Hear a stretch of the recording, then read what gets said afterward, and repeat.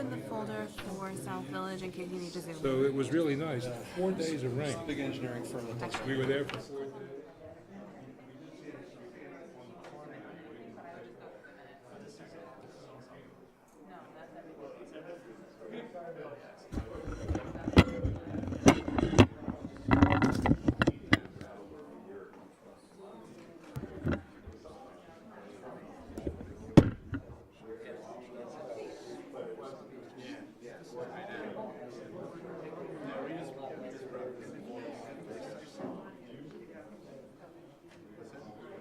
Oh yeah, no, we were working on this part, and I just expanded it to include that.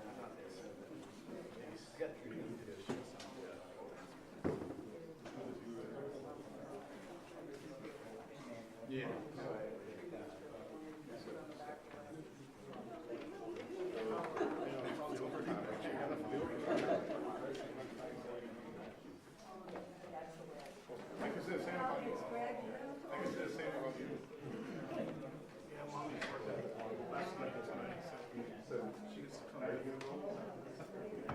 She's excited, right? Yes, definitely.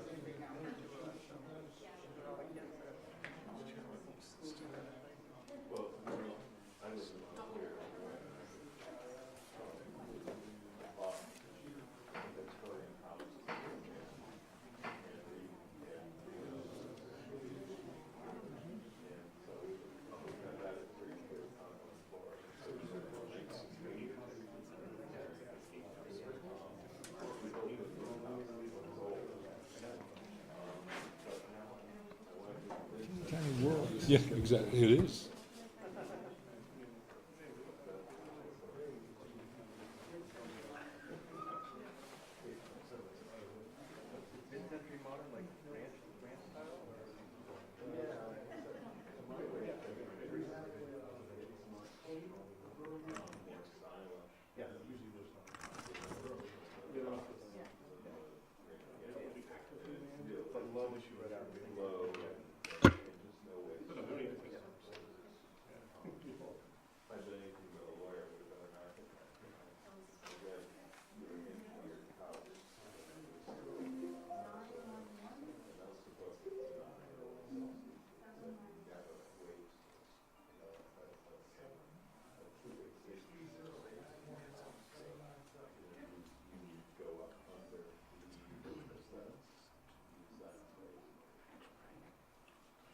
Are you all set?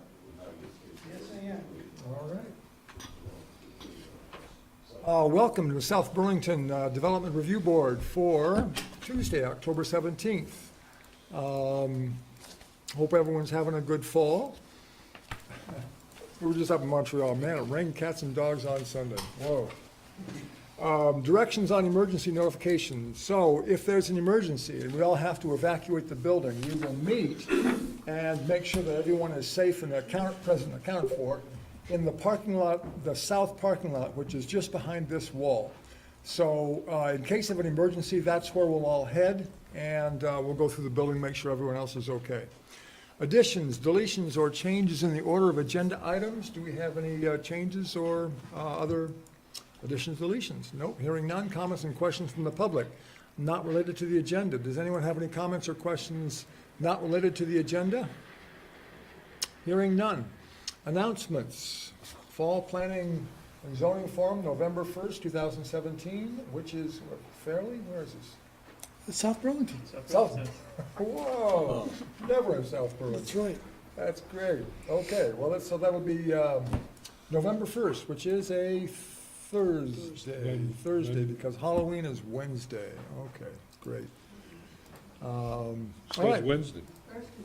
Oh, Wednesday. All right, so Halloween is Tuesday. Good. Okay. Let's see. Next on the agenda, any other announcements before I go? Any other announcements? Okay. Final plan application, SD 17-23 of Donald and Sandra Rendall to subdivide a 3.92 acre parcel developed with a single-family dwelling into 2 lots ranging in size from 0.93 acres to 2.99 acres at 51 Old Farm Road. Who is here for the applicant?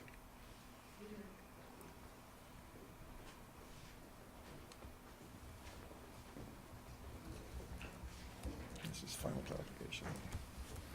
So if you'll please identify yourself. I am Sandy Rundle. I am Miles Waite. And please raise your right hand, and do you promise to tell the truth, the whole truth, and nothing but the truth under penalty of perjury? I do. Thank you very much. Please describe the project.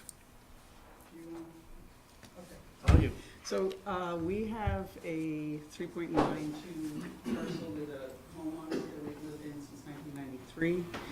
And we decided that we wanted to subdivide off one smaller acre with the intent that we would downsize from the bigger house to the lot and build a smaller home, either my husband and I or our daughter is also interested in the possibility of doing it. So that was what motivated us to do it, and we worked with Miles on the process. Okay. So if we could step through the staff comments. And you've seen the staff comments? Yes, I have. Okay, great. So if you could just address the staff comments one by one, please. Yes. Go ahead. All right, so the first comment was build Lot 2 building of a maximum height of 28 feet or less. And that's fine with us. Yep. Keep in mind, there is no plan to build a house right now, no plan to build a driveway. So at some point, there will be elevations and plans that will probably come back you'll see again. So at that point, it will probably be the condition of the 28 feet. But I don't think it's going to change our subdivision plans at all. Before we go on, conflicts of interest. Does anyone on the board have conflicts of interest with the applicant? I've known Miles for a long time, but I don't think it's a conflict. Okay. We would all be conflicted out if. Very good. Continue, please. All right. The next comment was that the DRB include conditions for as you know, from one of those plans, there is a wetland, pesticides or non-organic fertilizers within the wetlands or the buffer. We have no problem with that. There shall be no mowing within 50 feet of the wetlands on the property. Brush hogging will be allowed no more than 3 times a year. We are fine with that. Currently, I think they brush hog down there once a year. Yeah, once, sometimes twice, depending on, I'm trying to decide whether to do it for the fall. Usually we do it sometime around June or July. And it's on both sides. Sorry.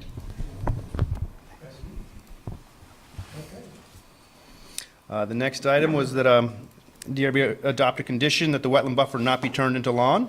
We are fine with that. This comment, the board require the applicant to amend the plans to show a split rail fence, line of boulders, or other permanent demarcation measures along the wetland buffer lines.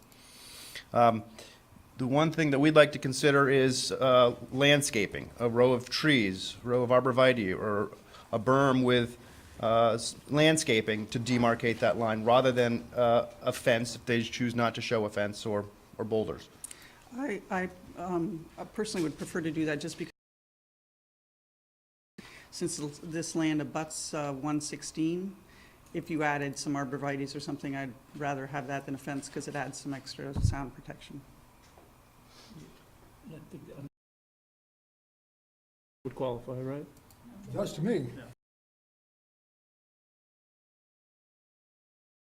To build, does that happen when we build, or is the expectation that that would happen like right away? Go ahead. That can happen when you build, but it does need to be shown on the plans. Needs to be shown on the plans. Okay. Okay. Could you roll the, Sorry.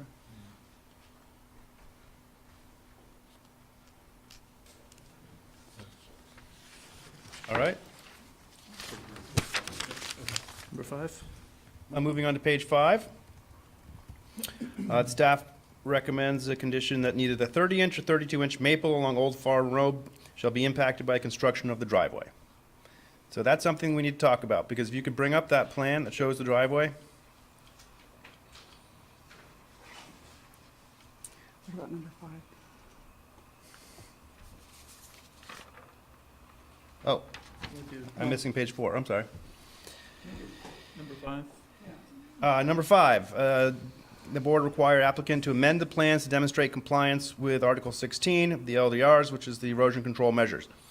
Again, That, it seems to me that if the future applicant would come in with a plan to build a house with you know, elevations and a firm plan rather than just a building footprint, it would be easier to understand how to control you know, erosion issues at that point. So I don't know how we would necessarily do it with our plan right now with showing a building footprint and a driveway. For the board's understanding, the request is intended to demonstrate compliance with the stabilization timelines and topsoil requirements, not the specific location of measure. So staff feels that that could be a note on the plan without being specific to a layout. A note on the plan, just particular about stabilization, Yep, there's some Timelines. specific timelines and topsoil requirements Okay. in Article 16. so that could be accomplished with an added note to the plan.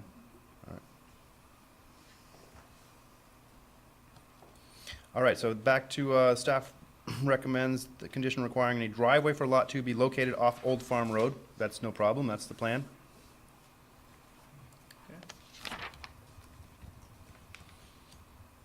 And finally, back to this, no cutting of the 30 or 32-inch maple along Old Farm Road. We had been told that it was preferable for the driveway to be across from the driveway to 51 Old Farm. So that's the way we cited the driveway, directly across from 51 Old Farm Road. Can you bring I'm the sorry, plan 50 up? Old Farm Road. Isn't it? Can you bring the plan up? Yeah.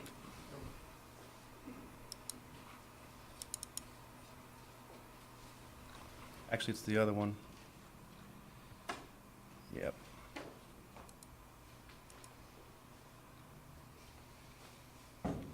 So we cited our driveway to be as close to across the street from 50 Old Farm Road, which means that the, one of the maple trees would probably come down. That one on the right of The one on the right. proposed driveway. And so we could move the driveway to go between the two trees, but it would mean moving it, you know, further towards Heinsberg Road and not directly across. Was that a recommendation from the board that you heard that? I believe so. Speaking for myself, I don't remember that. It might have happened at sketch plan, not knowing Okay. that there were some trees here. And I think it was described as the intent is usually to have them across, you try to have. Usually, yes. Sometimes we differ from that. I'd personally prefer to keep the trees if possible, Yeah, I think we would too. but it just means moving the driveway a little more to the, which, actually, I think Brian would, not that I've talked to him about it, but if you're coming right out of the driveway, you're not, headlights aren't shining right in the house, so that's an advantage as well. Yeah, what's the general principle involved in wanting driveways facing each other? Can you articulate the development reason for that as opposed to well, particularly, I mean, I can see it where there's parking, because I remember getting in my car broadsided by a guy backing out of his driveway across the street. But you're on 116 here, right? This is all- Oh, This is that's on Old Farm Road. But there's no parking along there, is there, on Old Farm Road? No. So that's not a risk. So what's the downside of staggering the driveways instead of having them face each other? Probably not much on a low-volume roadway for a single-family home. So that's why staff would support relocating the driveway to save the trees. I'm for the trees, then. Sounds good. So we can drop that condition. Other questions, comments by the board? This is a simple thing. Well, wait a minute. I just, as a mechanical matter, do we then ask them to amend the plan to relocate the driveway? Yes. Yeah, we're not, Amend the plan. We're amending the plan already, so we can amend the plan, include moving the driveway And to leaving save the the two trees. trees. right. Great. Other comments, questions from the board? Hearing none. We can, so we close with, Maybe ask for the Public? audience? oh, that's right. Audience, anybody in the audience have comments or questions? Hearing none. So we close with conditions, or what do we do? I think these conditions can be, Revised plan, right? well, Because they don't know what kind of measure they're gonna use to demarcate the wetland. Do we continue? well, unless we write, unless we're very specific on the condition on the demarcation of the wetland, that it'll be X number of arborvitae at a certain height. Do you know right now if you want to do a tree or a berm, or a shrub row or a I berm? mean, we could identify that buffer area and make a note saying that it shall be demarcated through a fence, permanent run of boulders, or landscaping as As approved by the DRB. as approved by the DRB. And that would be, again, that would be something that you're gonna see again by, So the board won't actually see it again, just to clarify. It'll come for a zoning permit, which is administrative. But, So I think the board's gonna need to see, is it gonna be boulders, is it gonna be shrubs, is it gonna be trees? How many, where on the plan? It's up to the board, but that's my So we should continue it till suggestion. next meeting. we'd prefer not to have to continue till next meeting. So let's try to talk about this now. Just say it's a different owner than maybe in plan for right now, and we're 5 years down the road, and they know that they have a house building footprint, and they know that they have a driveway that needs to go there, and they know they have a wastewater connection that goes here, but they might want to do something else along that side of the road. And, Then they can apply to the board to amend this approval. okay?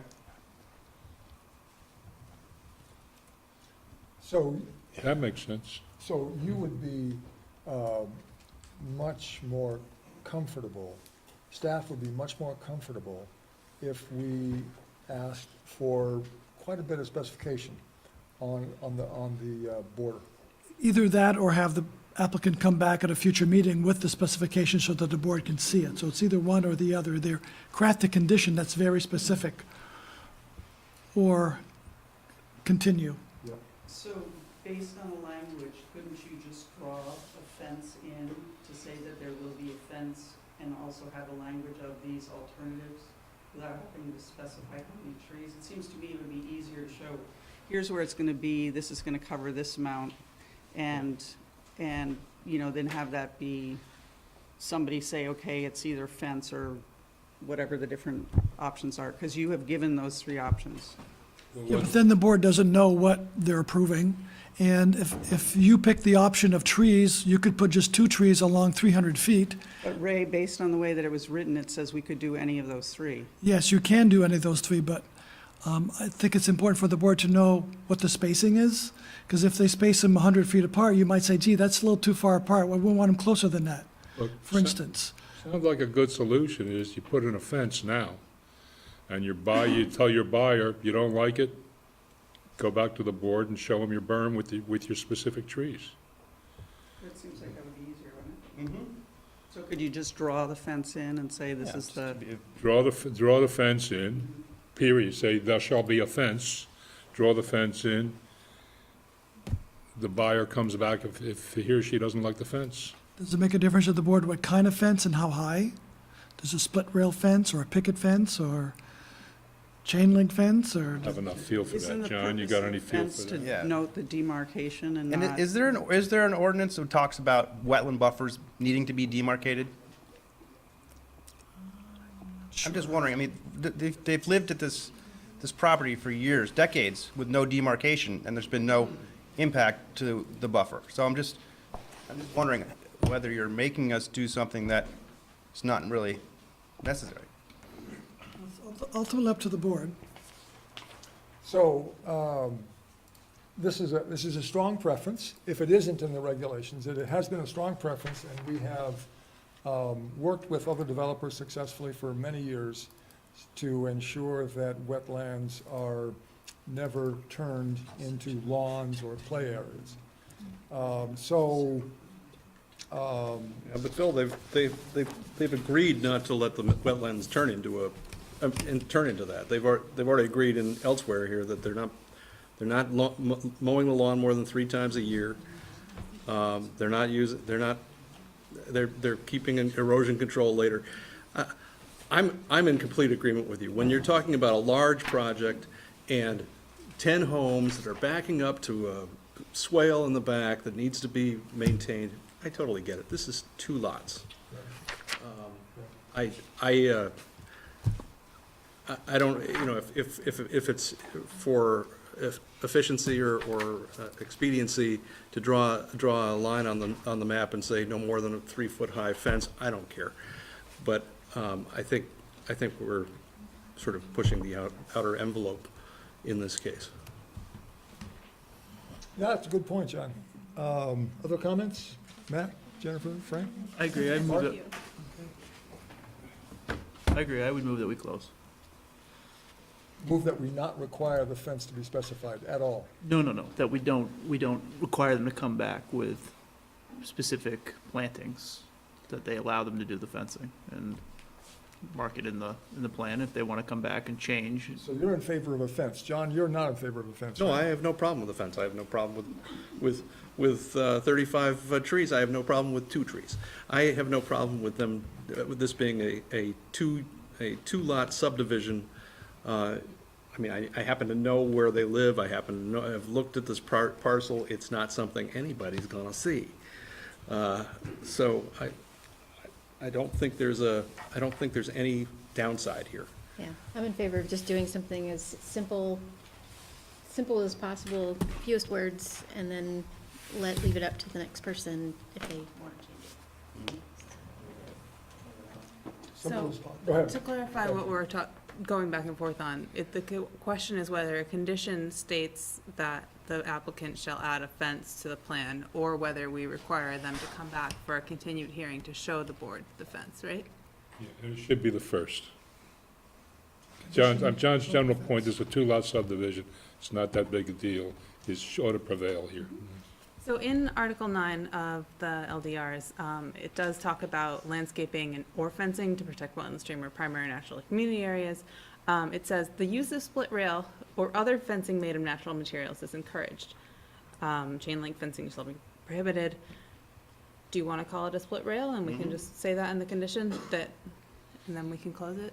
It probably doesn't have to be a continuous split rail the whole length. It could be a section here, and then you have a big space, and you have another section here, just to sort of create a visual barrier as to where the wetland boundary is.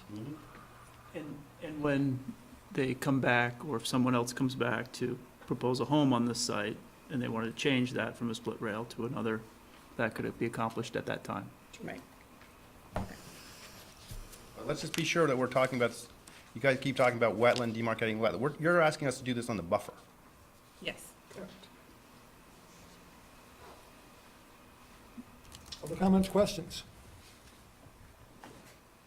Entertain a motion to close. I move that we close final plot application SD 1723 of Donna and Sandra Rendell. Second. Been moved and seconded, we close this application. All in favor, say aye. Aye. Mark, you there? Mark? Hi. Hey? Can you hear me? Yeah, we got you. Thanks, Mark. Okay. All opposed? I've been listening. All opposed? None opposed. Okay, thank you very much. Closed. Next item on the agenda, continued preliminary and final application SD 17-18 of South Village Communities LLC for approval of Phase 3 of a 334 unit planned unit development. Phase 3 is to construct the following: 22 single-family dwellings, 4 two-family dwellings, 2 3-unit multifamily dwellings, and 2 12-unit multifamily dwellings at 1840 Spear Street. Who was here for the applicant? Dave Marshall from Civil Engineering Associates. Robin Jeffers from SD Ireland and South Village Communities. Patrick O'Brien from SD Ireland and South Village Communities.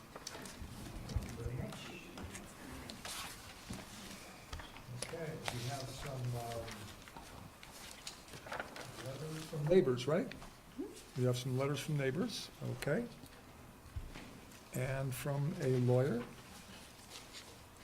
And Mr. Patrick O'Brien is CC'd on a letter from John Anderson. Very good, okay, all right. So, you're already sworn in, we have already revealed any conflicts of interest. And so if you would describe changes tonight. Very good. The last time we met before the board, we had worked through many of the staff report items, but nonetheless, there were still some open items for further discussion, further evidence, further information to be gathered by staff as well as by the applicant in support of cleaning those up. Staff has prepared a report that focuses on those outstanding open items, and probably be prudent to work through that as a tool in reviewing the remaining items in the application as at least staff and the applicant sees them today. So item 1, they aren't numbered, but we'll kind of work through, look for the red items and the associated titles. In this particular case, we asked for, at the last meeting, discussed a modification of the condition as it relates to the use of herbicides in proximity to the wetlands or within the wetland areas. There are certain parameters within the land management plan that does call for those particular uses, herbicides under special circumstances as part of the restoration plan, as well as there are certain management issues within the wetland permit that was issued by the state. So we asked for that condition to be modified to reflect those two documents, and staff has prepared a proposed condition that is acceptable to the applicant. Yep, I see that, it looks great. Very good. Item 2 is about sidewalks. And South Village was originally designed with the concept of having sidewalks on both sides of the roads where there were homes on both sides. So basically, each home had the opportunity to have a sidewalk in front of it, and you'd be able to utilize it for those purposes intended for sidewalks. In this particular case, there's a portion on the west end of the site there where there's 6 homes, 3 on each side of the road. The south side happens to benefit from a proposed recreation path, which will be doubling as a sidewalk. On the north side, the applicant had proposed a sidewalk system to service those homes. Public Works has asked that that be eliminated from the project. We had a little bit of discussion on what we could do to basically kind of find a middle ground. As we left the meeting last time, it was offered by the applicant that they would construct and maintain that particular sidewalk system. And the question at the time was whether there were any issues of a private entity maintaining a feature within the public rights-of-way. We understand that Justin Rabideau is here from Public Works to help provide additional detail in that regard, as well as to support their original position. So perhaps now, Justin, is this a time when you would like to provide? It's up to the board. All right. Want to jump in the middle or want to continue? And Let's have them jump in. jump to it? Yeah. Thank you, okay. Come on.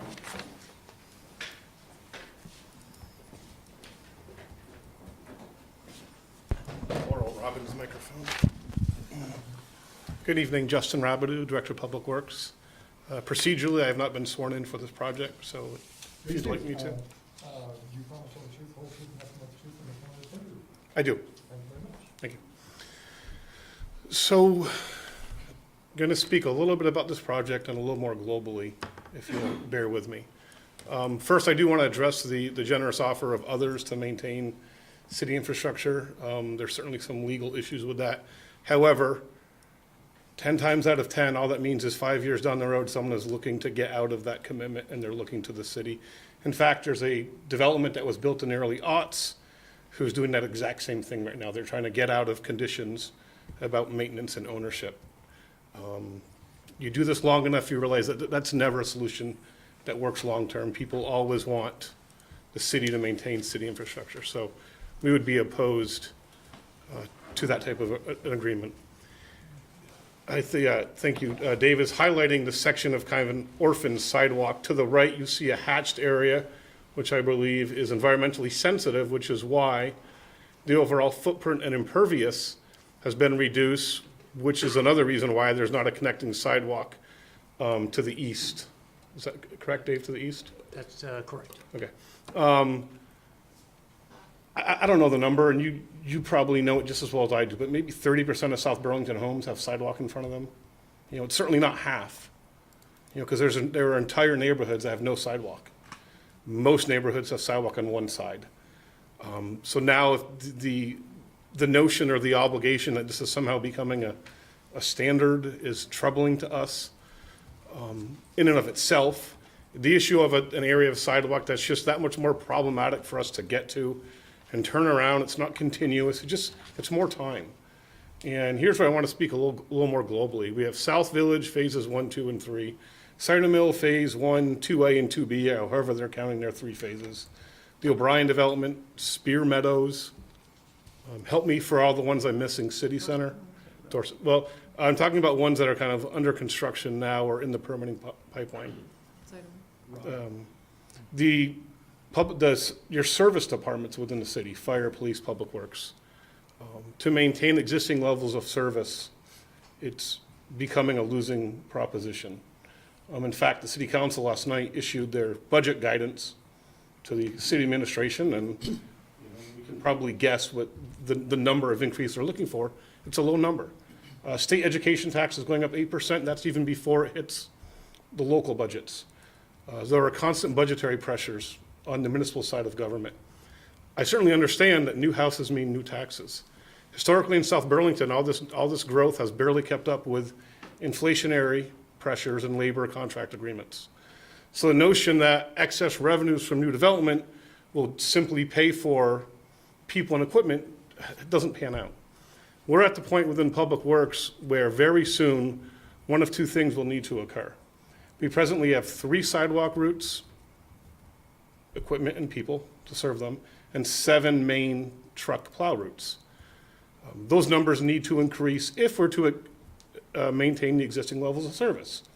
If people tell us that's fine, give us worse service, I'd be surprised. One, if we add another sidewalk plow and a street plow and 2 people to operate those, and you amortize those equipment labor costs over a 20-year period, it's about $200,000 a year, which is 2/3 of a penny on the tax rate. Police is already talking about the need for their staff to grow because of development. The fire department's talking about perhaps a new shift and or another substation somewhere. These things all cost a lot of money. So to the extent that we can eliminate, frankly, in my opinion, representing the city, unnecessary pieces of infrastructure to us to maintain, it keeps us from that edge. It pushes that timeline further out. Me proposing in my budget this year, another $320,000 of equipment and 2 new people in the general fund isn't going to happen and wouldn't be approved. But when these things eventually become public, those needs are going to be there. This is what, Dave, what's the frontage there? 150, 180 feet of, this isn't the straw here, but this is more, the discussion is more important.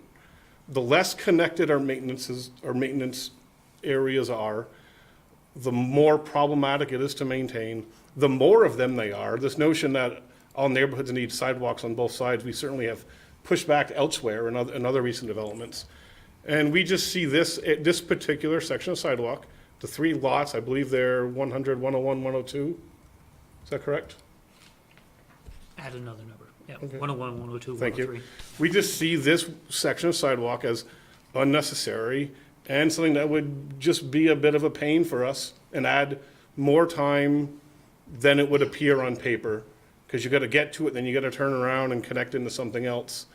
And the more times we're running to places, we're running past empty land to go maintain something down the road, that's the more time it takes us to do a route.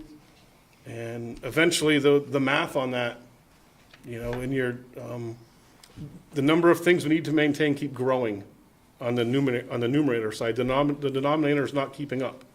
So we see this as something, to use the Act 250 parlance, would be an undue adverse impact on our ability to provide services to this project and to the rest of the city. That's your question. If the sidewalk were continuous, would you have still objected to it? It certainly makes it easier. Well, but that's not what I asked. I'm getting to the yes, no. It makes it easier and it's more continuous. I don't think we probably would have discussed with the developer the need at all for the sidewalk on that side. But the fact that it would be continuous is a little bit more palatable to us. I would have been more in favor of it being continuous. I certainly understand environmentally why it's not, and I'm not suggesting we put impervious through a sensitive area. But the direct answer to your question would be yes. It would be I'd be more in favor of having a continuous section of road to maintain. You wouldn't be here resisting it if it were continuous. No, you folks don't see me much. We try to deal with our stuff with staff. So you're here on an issue, but I'm also thinking, you know,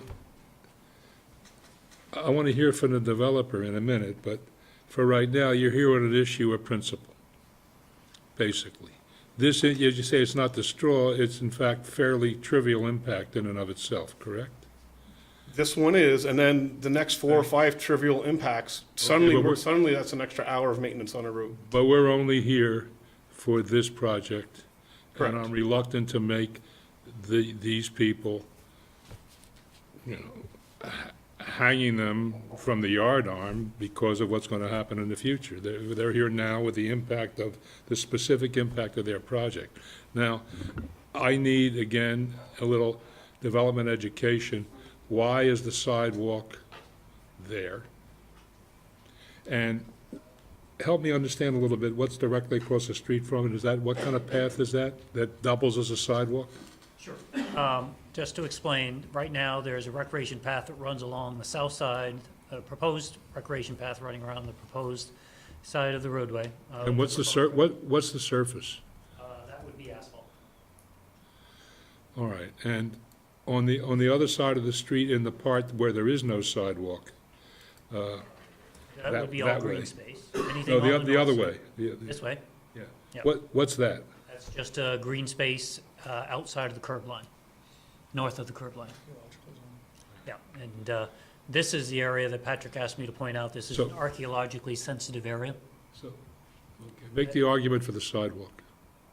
So sidewalks have, South Village was designed, intended to have sidewalks on both sides of the street. And South Village Phase 2 went forward with sidewalks only on one side of the street. And ultimately, that approval was appealed because it did not have that concept of sidewalks on both sides of the street. Ultimately, that was redesigned and brought back to the city and approved in an alternate way that basically provided that particular amenity on both sides of the street where there were homes on both sides of the street.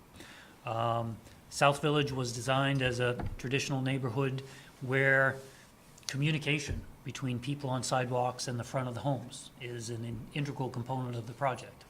And leaving these 3 homes separate, okay. Let me interrupt you right there. I don't see these 3 homes as particularly integral. Excuse me.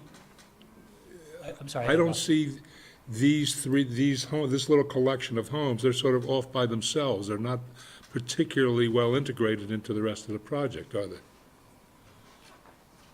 Correct. It's a cluster of 6, right? 3 on one side, 3 on the other.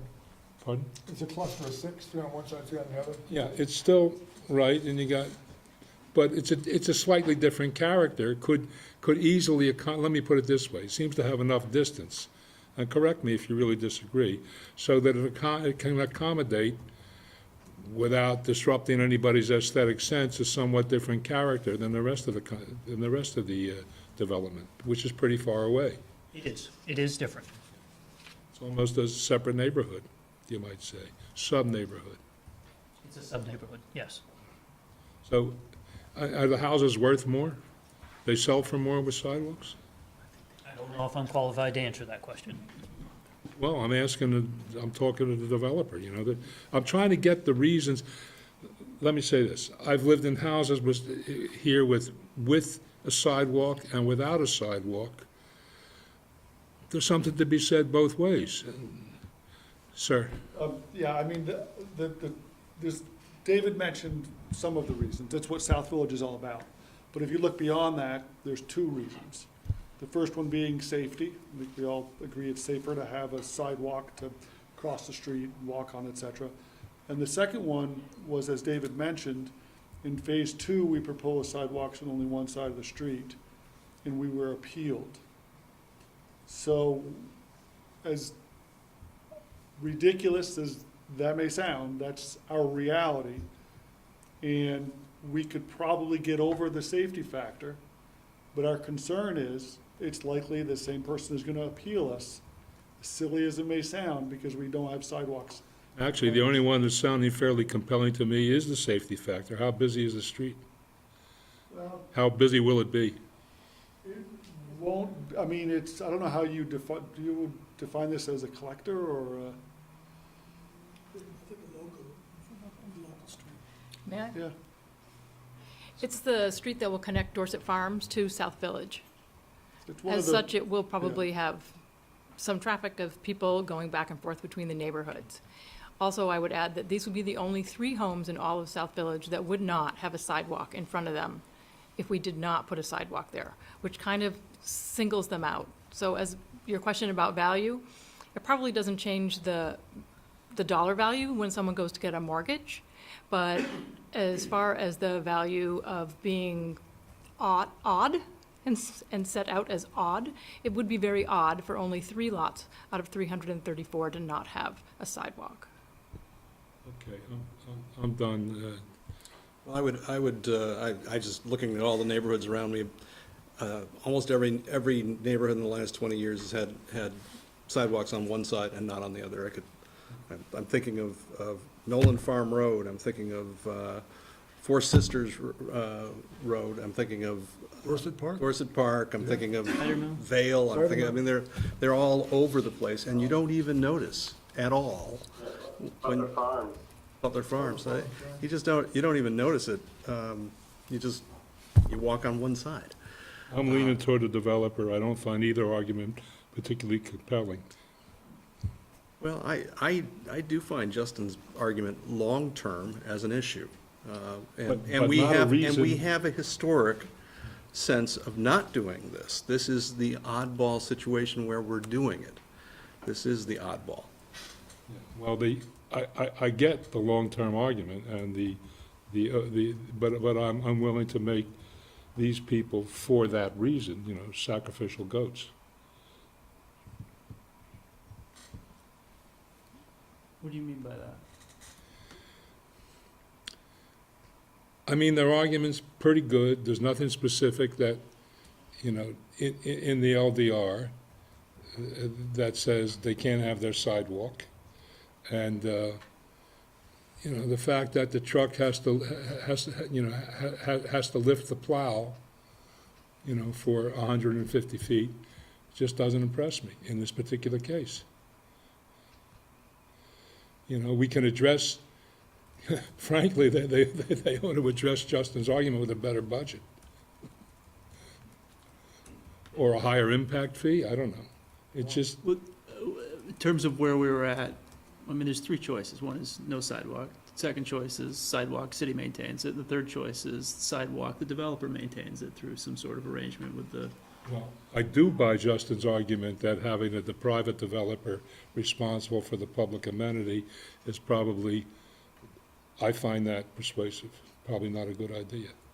Because of, in 5 years' time, there'll be someone saying the city should be responsible. Because they'll be derelict and, I mean, I've heard attorneys, I've heard city attorneys speak on this before, but if they were here, they would probably say, you can't subjugate your ownership and your responsibility to another party and just waive the liability.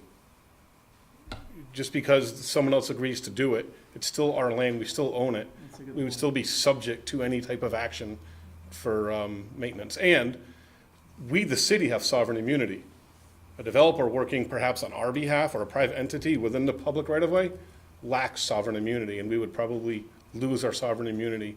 I don't think you have sovereign immunity if you have insurance. Never mind, it's a side issue. Mark, Jennifer? I personally won't miss the sidewalk if it's not there. I don't have sidewalks in my neighborhood. If I want to talk to my neighbor, we just talk in the driveways or across the street, and I live on a fairly busy street.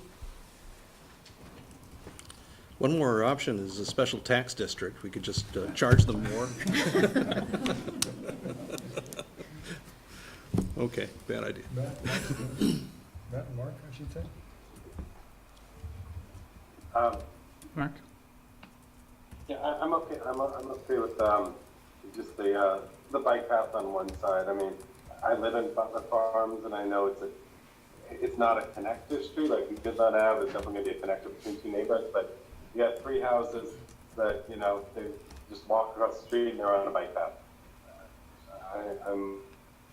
I'm okay with that.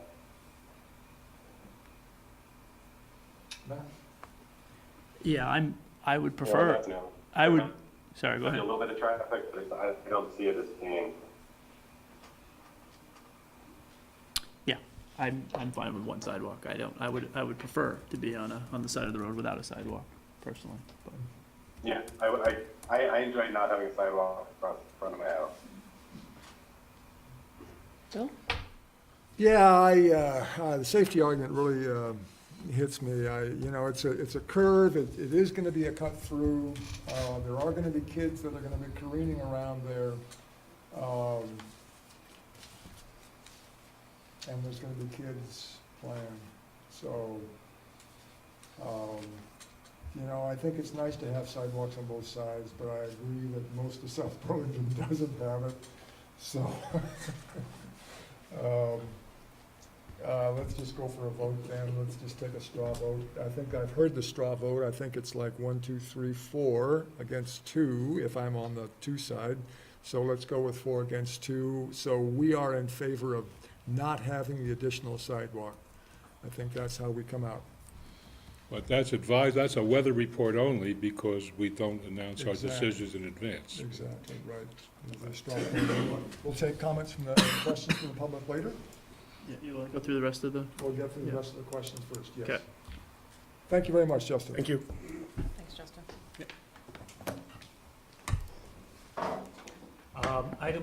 Item three, so-called, talks about ultimately, one of the mitigation measures agreed to as part of the master plan, approval for the project in which we won't call it cut-through traffic, but traffic that's moving from South Village into the Dorset Farms neighborhood.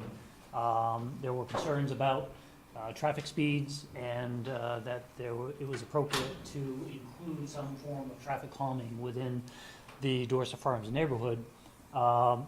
The applicant agreed and is conditioned to pay $20,000 to the city in support of those efforts. In this particular case, the applicant just asked that some additional clarifying language that actually ties this condition, which for the first time actually provides a specific time frame on when the payment is to be made, to the condition itself. So there's no mistaken on how many times the applicant needs to pay $20,000. Beautiful. That seems fine. Yep. Item 4, we'll call it under landscaping and screening requirements.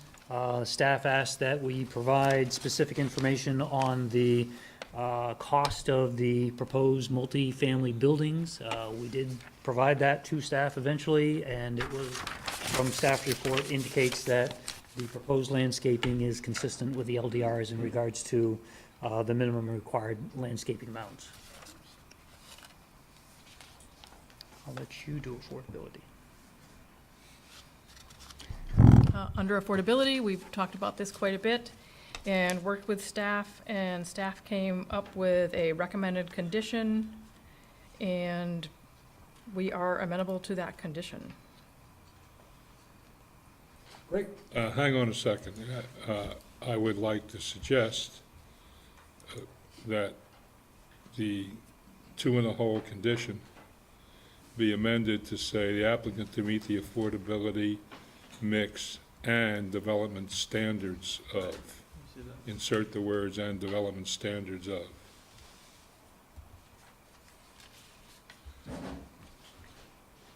You see that? See what Which I'm- line? Right, over, if you look here on the. Oh, sorry. 2 in the whole. It's the, 2 in the hole. form and mix and development standards of section 1802. See, the condition does not alleviate the overall affordability and development standards of section 8.02 of the regulations. That's acceptable. You got that little blidget in front of the mix there. It's hard to see. Just exactly where I. That's on purpose. Yeah, that's to, Oh, that's, that's that's, marked. Yeah, that's that's an edit. technology. That's an Frank. end key net. Well, no wonder I'm Live, confused. live updates, Frank. Yeah, she's quick. That's the spot. Yeah. Okay, Bikes. right? I have a, if you guys are done with affordability, I'd like to just offer some information in regards to affordability. I'll just read this. If you'd like me to give you a copy of it, I can. Mr. Chairman, in an attempt to clarify our stance on the future of affordable housing in South Village, I think it is important to remain focused on the facts that are embedded within the project master plan approval, the South Burlington Land Development Regulations, and the applicable statute that grants the DRB their authority. While considering this during your deliberative session, I urge you to review the following facts. 1, we are allowed to construct 269 units of market rate housing. 2, we are currently at approximately 150 units built. We don't know exactly how much because the builders we sell to may, for example, have dropped off a couple of permits today. So that's why I'm using approximately 150. Simple math equates us to being over 100 units away from having to make a decision to build or not to build affordable units. We are not required to build any affordable units. We can stop building at 269 units. We have not in any way, shape, or form applied for any applications to build affordable units. The application before you will not bring the number of approved units approved in South Burlington to 269 units. The final plat approval already has conditions that spell out the process of building affordable units, and this, coupled with the reference sections in the LDRs, should give this DRB the comfort that they need to approve this application before you without any reference to affordable units. In closing, we remain optimistic that we will be able to deliver affordable units to future residents of South Village. But given the number of nuances associated with how it is all going to work financially for the project, we are not yet willing to come forth with the application. Yes, we are close. We have worked with staff for almost a year on it, but we can't put this cart before the horse. We do not want a condition that mentions anything about affordability. That is for you to think about during deliberative session. Ray, would you like a copy of this? Sure.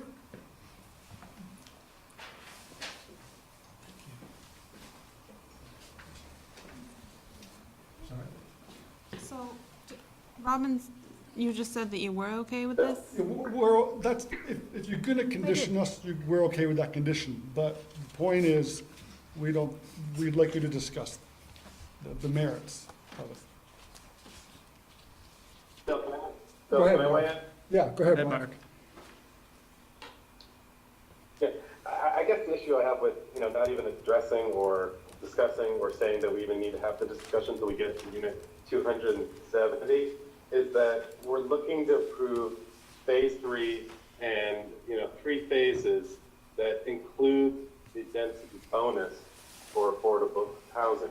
So we're looking at, I forgot what is it, 338 units or something, 135 units.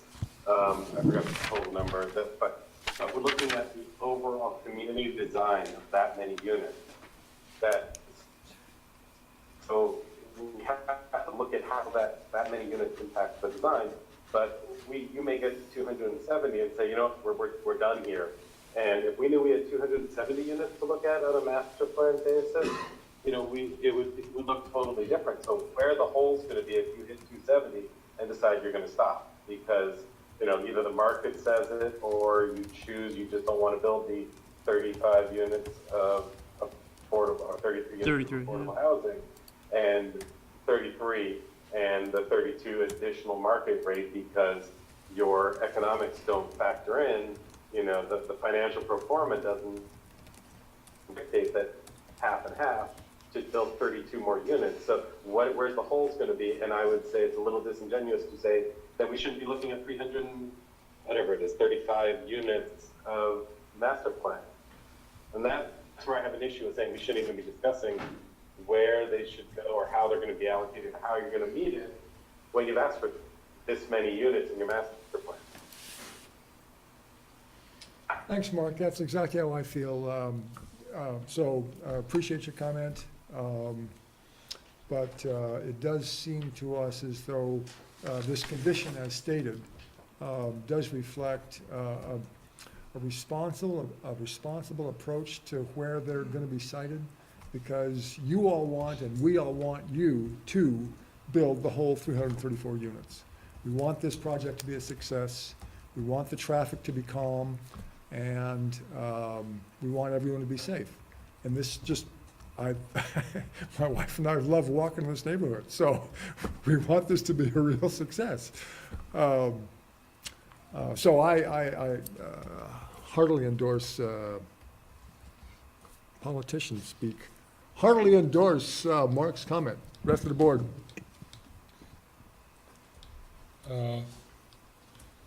Yeah, I endorse Mark's comment. I would not going to re-argue it for this project. I might re-argue it later, just put a marker in the book. I don't agree with the concept that if you come in, ask for a density increase, you can defer building the affordable housing until you get to Unit 270. I understand that's what happened here, and I'm not going to contest it now. I agree with Frank. But I'm I'm saving it up for the next one. Rest of the board. I agree with, I recognize the points that you read. I just think my concern is getting to that 270th unit, and hasn't been any big picture thinking about where those are gonna go, and it's gonna be like, oops, let's just stick them here, and we can't do that. That's just my concern. Given the interpretation we've adopted so far, they have a right to stop at 269 or whatever it is. And I don't think that's disputable under the construction we've put on it thus far. Yep. Matt? Which is not the construction I would have put on. Yeah, the condition that we've included here, I don't think is overly onerous, and it understands exactly what you said, which is you can stop at 269, and we understand that completely. Okay, and that is it for staff comments, right? Bikes. Bicycle, yep, go ahead. Oh, that's right, I like your solution, go ahead. So there were some clarifications provided to staff in regards to what the intent of meeting both short-term and long-term bicycle parking. It appears that we're now on the same wavelength, so we're happy for all that. I think staff is happy too, so, but I can't speak for the consent decree. There was concern from the public last time that the application as presented to the city was inconsistent with the consent decree that was entered into as part of the settlement on both master plan and phase one. Ultimately, once staff and ourselves had the ability to share information, it actually indicated that not only were we depicting the no development areas accurately as well as the limited development areas accurately, but actually what the consent decree had shown was a portion of this lot being in the no development area. We actually resized these lots and tucked them all inside the development area so that there are no issues in regards to anybody's implied use of the no development area as part of their own property. So we just tried to skirt that all together. All right, other staff, other board comments, questions before we open it to the public? Okay, so, before we open it to the public, we have a note here, and we have, I know that several people are concerned that we are limiting discussion to phase 3, not phases 1 and 2. We have asked our attorney, city attorney, and he came back and said, you can't open it up to talk about phases 1 and 2. It would be a bad thing. He had a very nice legal word for it, but basically it's something we just don't have the authority to do. So we are not able to discuss phases 1 and 2, but we're happy to take comments on phase 3. There was several people had questions, yes. Please identify yourself. I should point out that there hasn't been a sign-in sheet. Whoa. Sorry, and so technically I'm not here. It's over there. What was it? On the piano. On the piano. So, for the benefit of the sign-in sheet and for the board, I'm Stuart Mount. You've heard me before. You'll probably hear me again. I have two comments, if that's okay with you. My first comment is, I'd like clarification in words that the public would understand about the affordable housing and the proposal that is in front of us just now, that the developer seems to be accepting. I'd like to understand that in words of one syllable for me. What I believe I'm hearing is that Phase 3 will be approved as long as there are 6 affordable units in it, and that before any changes are made to Phases 1 and 2, a new proposal will be brought before the board, which will have a detailed plan of all the affordable housing in Phases 1 and 2. That's what I believe I'm reading, but I'd like the board to confirm that back to me so that I understand that. Staff, you agree with that? I mean, it sounds right to me, but I want to be sure that. You nailed it, Stuart. Okay, Yep. thank you, thank you. It's just- But the six in phase 3 do not necessarily have to ever be built. Right. The 6 in phase 3. While while the approval will call for that, if they don't get to those last 6, they don't ever have to build them at Right, all. so 54 could be built in Phase 3. I think it's. Well, we could build the whole 60 It's because the 60 total could be will built, not because reach the there's 269. 79 is the magic It's bullet. 270th for the whole, all phases, 1, 2, and 3 3. phases in aggregate have to get Yeah. to 269. Right. But, so my key thinking, as you said, Mr. Chairman, we're not allowed to talk about Phases 1 and 2, which are my primary concern. So what I need to know is that before anything is done, anything is proposed for Phase 1 and 2, we will have a detailed plan for the affordable housing in Phases 1 and 2. That's And my that understanding. detailed plan may simply say, as I forget this guy's name, there may be no affordable housing, but we have been led to believe by other members of the development group that they must have 334 units for their developers. So I expect 334 units. I'm hoping there will be a plan. This might help you have clarity about the concerns you're expressing. The reason we can't speak about phases 1 and 2 tonight is because a discussion of phases 1 and 2 haven't been noticed to the public. There was no public notice. Conversely, if and when we're going to talk about phases 1 and 2, if anything's going to happen to 1 and 2, there has to be a public notice. Thanks, Frank. Okay, good. Thank you very much. Next. Yep. Please identify yourself. Hey, Bill, can I? Oh, just a second, yeah. Mark is going to ask a question. Public comment, Bill? Yeah. Go ahead, Mark. I have a question. So one thing that I'm wondering about, and maybe that my audio gets a little garbled from time to time. Let's just say, they move on to phase 3 and they build, 2 multiplex buildings in phase 3? Yep. Because the market says it's a strong product right now to do these rental of condo or whatever. But building those 2 units doesn't trigger the 270, doesn't bring them over 270 because they haven't built enough townhouses and single families. But our phase 3 condition says that they have to have 4 affordable units within those 2 multiplex buildings. How do those 2 contradictions or contrasts balance? Well, they don't have to be contradictions. If they were not condos, as an example, and they were rental housing, which they have out there now, they still would have control of that housing and have the ability to convert it.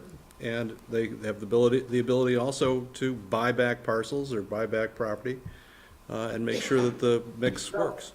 So it's not necessarily contradictory.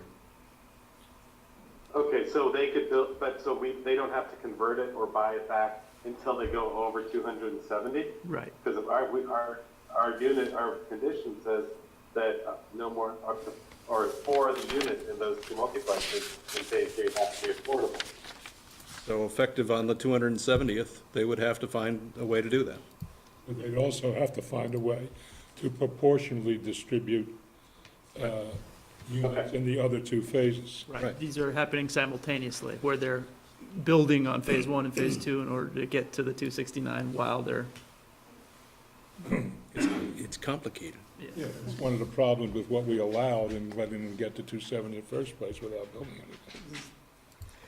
So I apologize, please identify yourself, I'm sorry. Ann Connolly, I live on North Jefferson Road. I just am confused because I was at a meeting earlier, I believe it was the September meeting, where one of the things that the board asked them to do was to come back with the master plan of all 3 phases before you were going to approve phase 3. Did I not hear that at that meeting? I recall something about that, but, so staff, where's the order, procedure on that? I'm not sure if that was at a sketch plan meeting, which case there is no decision made. It's just discussion between the applicant and the board. Also, the board at that time did not have the benefit of the legal opinion that they weren't able to go outside of phase 3. Because we were led to believe that that did open it up to be discussed, because that was what they were going to come back and show you. I think we all expressed a desire to know where these affordable units were going to go, and then we were, Well, and it isn't even just the affordable units, it's all the, you know, it's the whole master plan was changing under our eyes, and so, you know, and it seemed that you all heard the same thing, and we thought we were going to see that. And I think we will. I think the developer would confirm that we will. It just, we didn't require them to do one before the other. And just to clarify, any changes to parcels that are currently unassigned in phase 1 or 2 do have to come before the board, and there will be public notice for that. So if there are changes to the master plan, you will have an opportunity to talk about those at that time. And has been many times over. We see footprint lots all the time, right, Frank? We're working on that. Yes, please, identify yourself. My name is Nick Andrews. I live in South Village. I have a few questions. I wish Justin hadn't left because I had a couple of things for him. So my understanding of plowing the streets in South Burlington is that when they come through phase 3, they will be plowing the other side of the street, and they will be plowing everything to the east of that. They just won't plow those 3 houses if that sidewalk exists. Is that correct? So they will go across the street and plow those 3 houses, and then they'll move up to the corner and they'll plow everything else, but they won't plow those 3 houses. Is that So, correct? we're talking about plowing sidewalks, not streets, right? Sidewalks. Sidewalks. I said streets. Not driveways. I misspoke. I'm sorry. Right, so if they build the sidewalks, the city wants to, I mean, the city. Maintain them, and I get that, because I don't think that Exactly. the contractor should do it, nor supposed to plow sidewalks. Then they ought to plow sidewalks. I get it. So, but they're gonna plow the 3 sidewalks on the other side of the street, but they're just not gonna plow, if there are 3 sidewalks on the north side of the street, they're not gonna plow those 3. Is that what I heard? If there's a sidewalk, they'll plow it. Yes. He's in the. Right, If but there's they're a, gonna be plowing 3 on the south side of Well, they're that. plowing the whole rec path. Right, everything, right, and up Right. around the corner, but they're Right. just, if those 3 houses were there, they couldn't possibly plow those sidewalks, because that would be some sort of inconvenience. Is that what he was telling us? hang on a second. That was his argument. Yeah, The straw poll here, for what it's worth, which is no, I nothing. like, Frank, I like your opinions on these things. You were the one that got this position in lieu of me, and I appreciate everything you say in here, so I thank you for your comments. Well, I am thrilled. All right, good. And so are the rest of us. Well, Justin said, I think Justin is saying, if you put in a sidewalk, I'll plow it. Please don't put in a sidewalk. Right. The sense of the board is Justin's gonna get his way. And therefore, there's likely, I'm guessing, because we haven't voted yet, there's likely not to be a sidewalk, and therefore that side of the street, you know, the area where that sidewalk would be either won't be plowed or will be plowed as street. I don't know. Well, all I'm saying is it appears to be such a minor thing for the city that they're gonna be over there anyway. They're gonna drive their little Bobcat across the wetlands, across the bridge. They're gonna do those 3 sidewalks on one side of the street. They're gonna move up to the next corner, and they're gonna do all those other sidewalks, but they can't possibly do the 3 sidewalks on the north side of the street. That to me just seems a little ridiculous. And I think the person who was here at the last meeting who represented this case, and who was the one who took Esky Ireland to task in phase 2, said, you know, what are we, cheap? I mean, I don't know. I don't know what the answer is. But I have to say, you know, we've now, I've lived in this neighborhood, I've paid taxes now for, and I used to be a water superintendent a long time ago. I hate it when people bring this up. But I pay taxes in this community. I've been paying taxes now 6 years. I've paid with taxes and fees, and my sidewalks are done by our homeowners association and the developer right now. I've paid probably $40,000 to the city in the last 5 years, and nothing in that neighborhood has been dedicated to the city. I get police and fire protection and EMS protection. I get that. I understand that. But the city has now collected from me probably $35,000 in 5 or 6 years, maybe 40. And I haven't seen any plowing from them. So they probably owe me a little bit. And probably by the time those 3 houses are built, and that is all dedicated to the city, those people who own those houses will have probably also paid in the neighborhood of $18,000 to $20,000. So they probably deserve a little, you know, sidewalk plowing, maybe. Just saying. So I think Justin's argument, if the city doesn't want to plow sidewalks, then don't plow sidewalks. I get that. And they could set up an ordinance and say, okay, from now on, everybody plows their own sidewalks. And we fine you if you don't plow them, and you know, whatever the deal is. But they've agreed to plow sidewalks. And the developer has agreed with the residents of our community to build sidewalks. And the board approved the building of those sidewalks. So I don't get this change at this lately, okay? So that's the sidewalk thing. So as far as this idea of affordable housing, and I've sent letters and you've probably seen them, you know, I disagree with Patrick. I think that the intent and the spirit of the development plan originally was that there'd be integration of affordable housing within the entire community. It wouldn't be that you build 269 houses, then you start thinking about whether you're going to build an affordable house or not. So I disagree with that. I think the affordable plan called for that. The topic's been on the table since the master plan was approved 10 years ago. So it's not like this is a revelation that we're all coming to here in 2017. The consent decree was accurate. I made some notes for my neighbor because she wasn't able to be here tonight, and that was one of the things I had to tell her. Okay, so the only other piece I have to that is that I think the promise of conversion of condos is a question that the board should keep the developers' feet to the fire on. If they're going to build apartments, then they're going to build apartments, which they've done so far. Every one of the multiple units in the development is an apartment.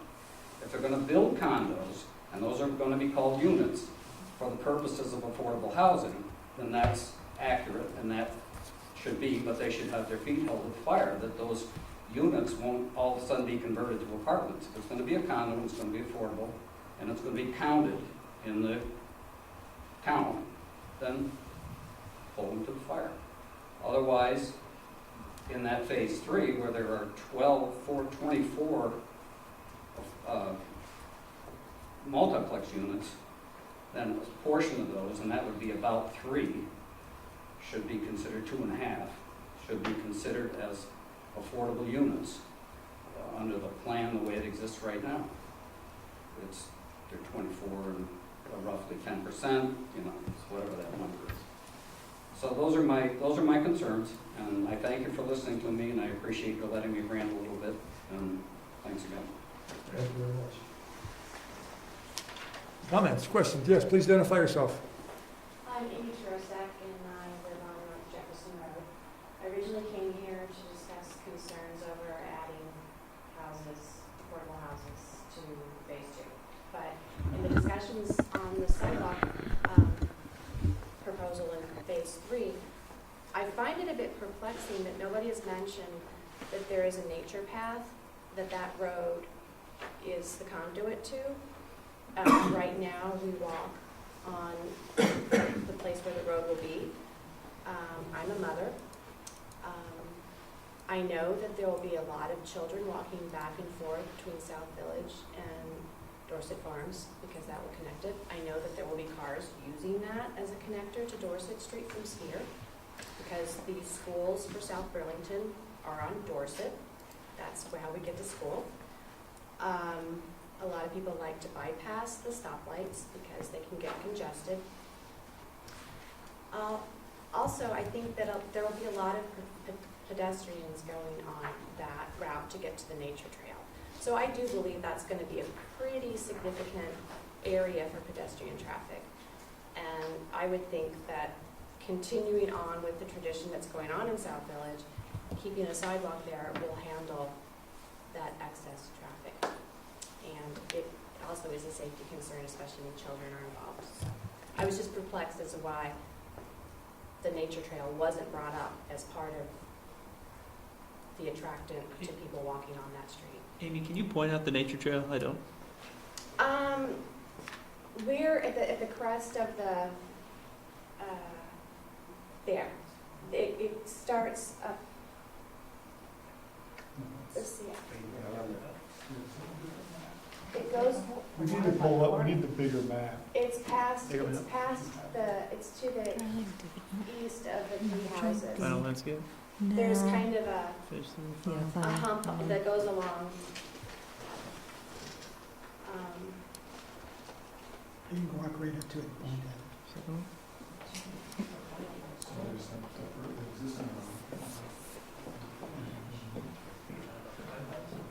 It comes in at the circle. Yep. Okay, you're gonna need to help me. It starts right about here. Yeah. No, Go up. Up more, up Go by up. the M in Midland. Up here? Yeah, That's it. that's the quiet path. Yeah. Okay. That's a quiet path right there. Yeah. Okay, so it is on the map. It's not an informal nature. Oh, no, it's. No, it's a formal it's- path. yeah, It's on- marked and it has tree lines, what do you call them? Trunks lining it. And right now, this is how you walk to get to it. Now, I know that once that opens up, there's going to be a lot more people walking to it, including kids, because it's a pretty cool place. But there won't be a connection between this sidewalk, if it were to be built, and that. No. No. The connection would be here, right? On the right I path. believe most people walk this way. I'm not sure if it continues that way. I typically walk more. Go ahead, Patrick. The point she's trying to make is, right here, is the existing quiet path in phase one, Yeah. that circles throughout the phases. So if you were to come out here, you'd cross over, if you wanted to go to the quiet paths over here, there's another quiet path system here that goes for phase three. Okay. I'm sorry, I got turned around. Yeah, the background on why this portion of the path is in place today is this is actually the water main route that comes from Dorset Farms and comes in all the way along this proposed roadway and feeds into phase one. So that was constructed back in 2005. And that's been a convenient place where the grass has not grown up and people can still walk out there and eventually get to, as Patrick points out, the quiet path, the remaining quiet path system that's within the phase 3 area. But this particular roadway basically follows exactly the original master plan. And of course we had to because the water main was already in place. So in order to basically stay consistent with public works standards for alignments, that's a little bit of how people currently access the interior areas of phase 3. I'm sorry, I got turned around. There is a quiet path here in this part of South Village, but Do you want me to zoom in? So, yeah, quiet path. I'm thinking, So, existing quiet path proposed is going to come off of the sidewalk around, one on each side of the road. but there is a path that goes into the woods here. Yeah, there's a That's what a lot of path, there's an people do illegal, walk on. yeah, there's an illegal path that goes into the woods. That's illegal? In informal or illegal. If I could, I'm Jim Terozak, I live in the same address. And sir, your name again? Jim Terozak. Jim Terozak. 188 North Jefferson. Great. I'm not sure whether we're talking about this area here, where there is that path that goes in. That's what we're maybe discussing. I think so, yes. Right. And so that's here, this is here where the road bends toward Quincy Forest. I think that's the Okay. Yeah, I can Okay. turn around. Yeah, it's just not shown there as any Yeah, sort of. the forested limits generally occupy this rise in the landform. It's rocky, and that's why the farmer never chose to plow it or to basically hay it, mainly because there's too many rocks. So anyways, that's why it's now forested today, under existing conditions. Okay, other comments from the public? Yes, please. Ann Conley again, sorry. So I have a question about the multiplex units. You brought it up in terms of the fact that at this point, the ones that are existing, if I'm not mistaken, are almost entirely rental apartments now rather than owned condominiums. I don't know the answer to that. I actually wrote a letter asking that question. So if we continue to build these, if they haven't sold as owned units in the two existing phases, why are we continuing to build them if nobody wants to buy them? I guess that's my question, is it seems to me that we are adding buildings that are not in demand unless you were saying apartments are in demand and that's what we're building. But am I not correct that these are supposed to be built to be purchased as condominiums? That is irrelevant. To use a word that I loathe, that is beyond the purview of the board, because the character of the ownership is irrelevant. We don't put restrictions on ownership. Pardon? Yes, we don't put, you're right, we don't put restrictions on who owns the units, or And they can be rented, or from an affordable housing standpoint, even though I am quite skeptical that they'll ever be able to meet the actual affordable housing requirement, put that aside, it can be met legally either as rental housing or as a condominium. There are different requirements for each. But the market decision to build the units and how to market them is strictly the developer's decision, not ours.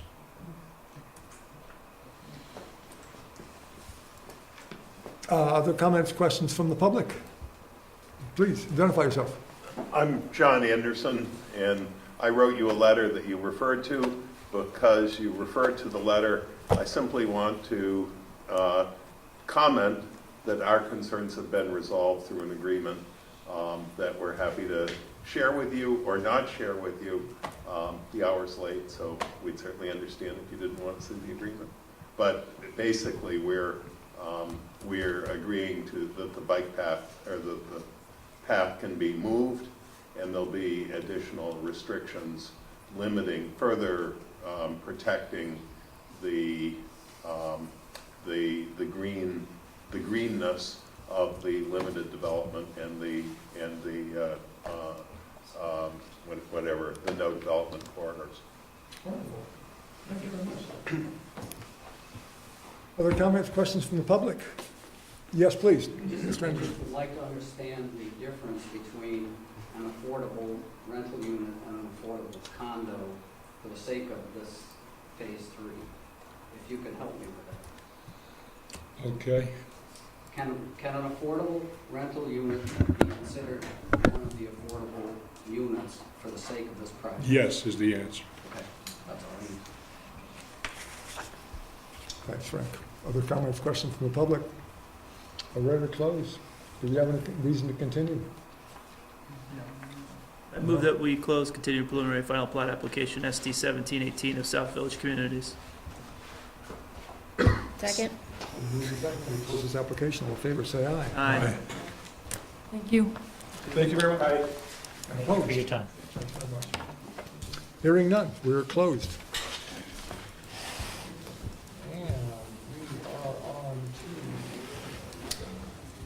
to going home and begin the meeting.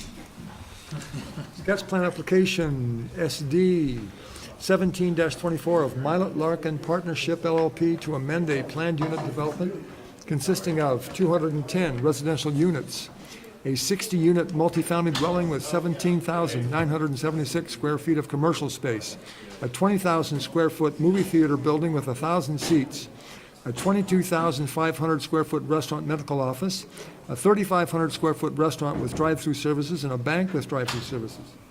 The amendment consists of constructing a 4-story, 48-unit residential building at 7 Fayette Road. Who is here for the applicant?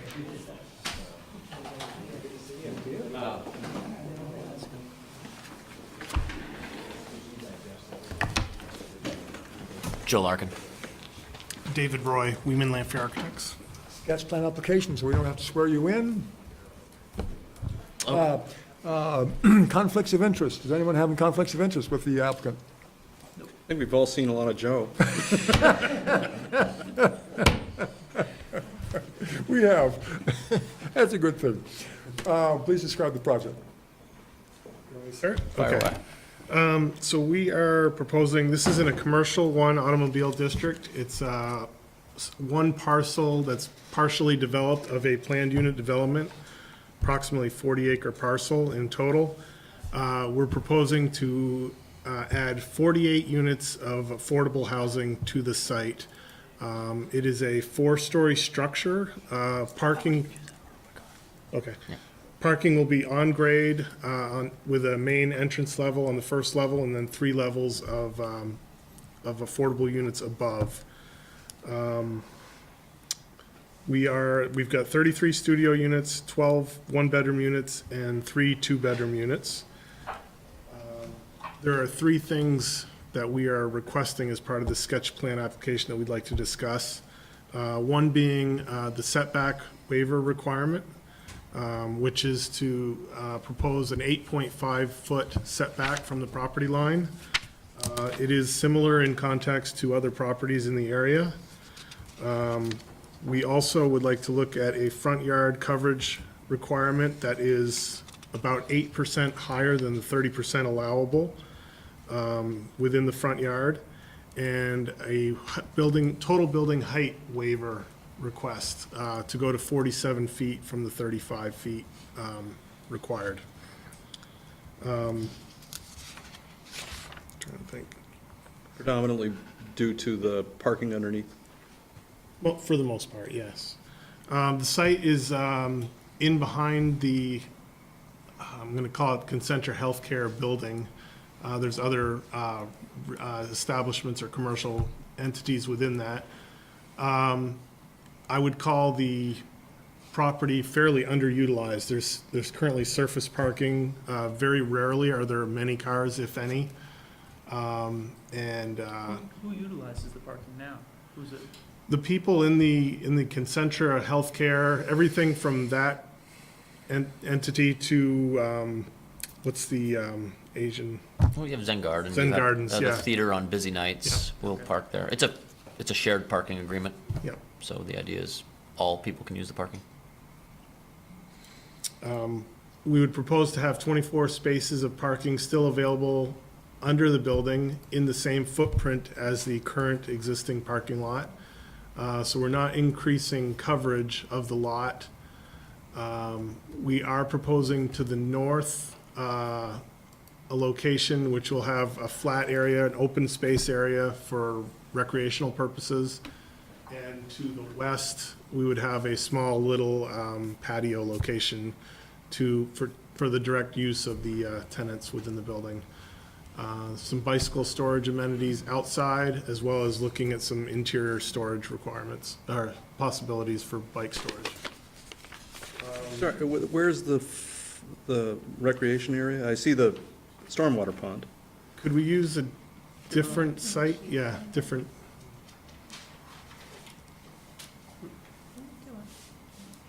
There you go. Yeah. So there's a flat area to the north of the building, west of the parking lot, that can have it's a stormwater retention area, but it'll be, no, it's actually to the Triangle, right. right? There's a little triangular that's space right, right in there. That will be level or plane so that you can actually walk on it, but there'll be stormwater retention below.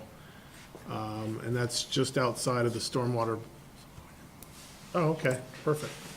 So, yeah, right in here will be a little open space recreation area. So you're gonna use a stormwater retention pond as a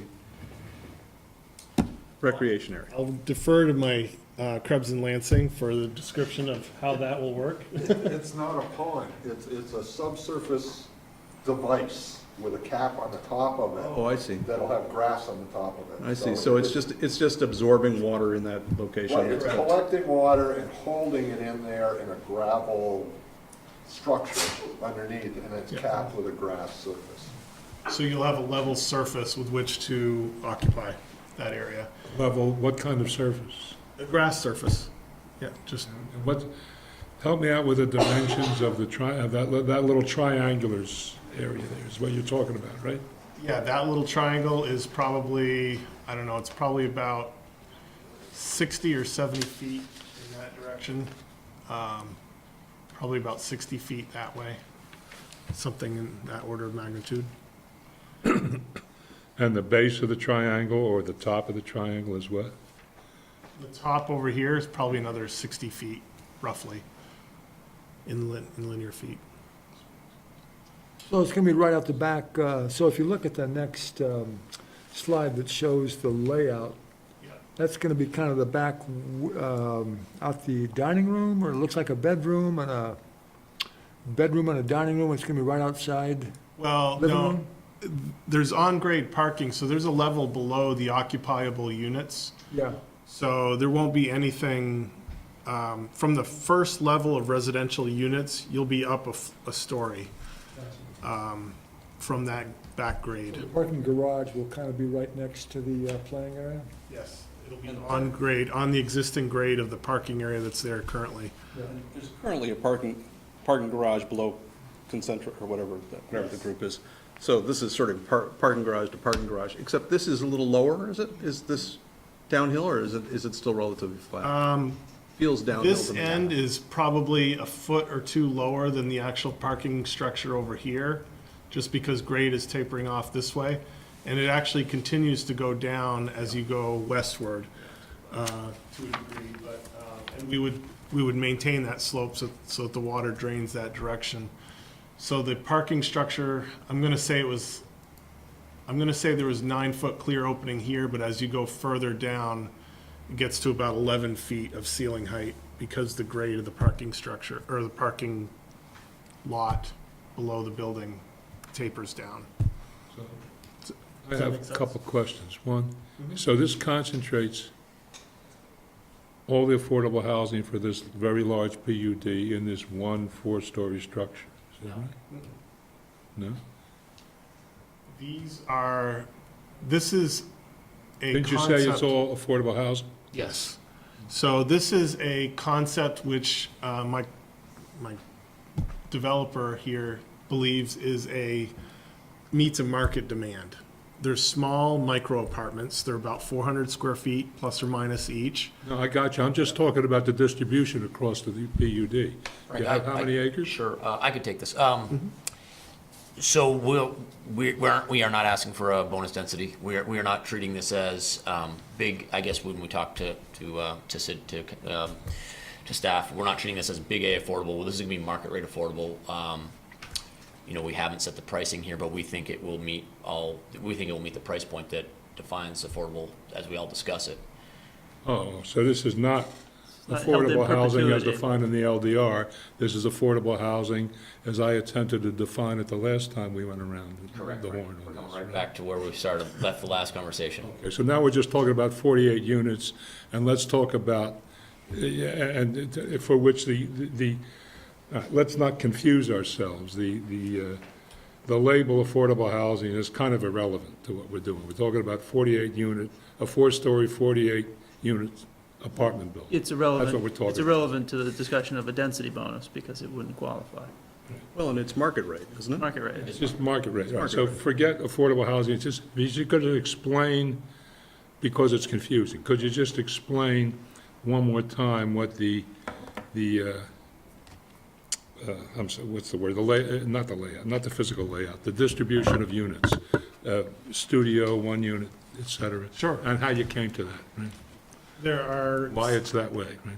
Why it's that way. There are 16 units of housing on each level, 3 total levels.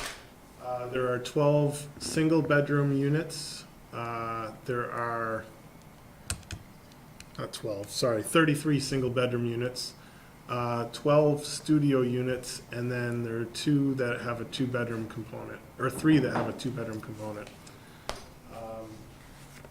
So these are generally unsuitable for families, right?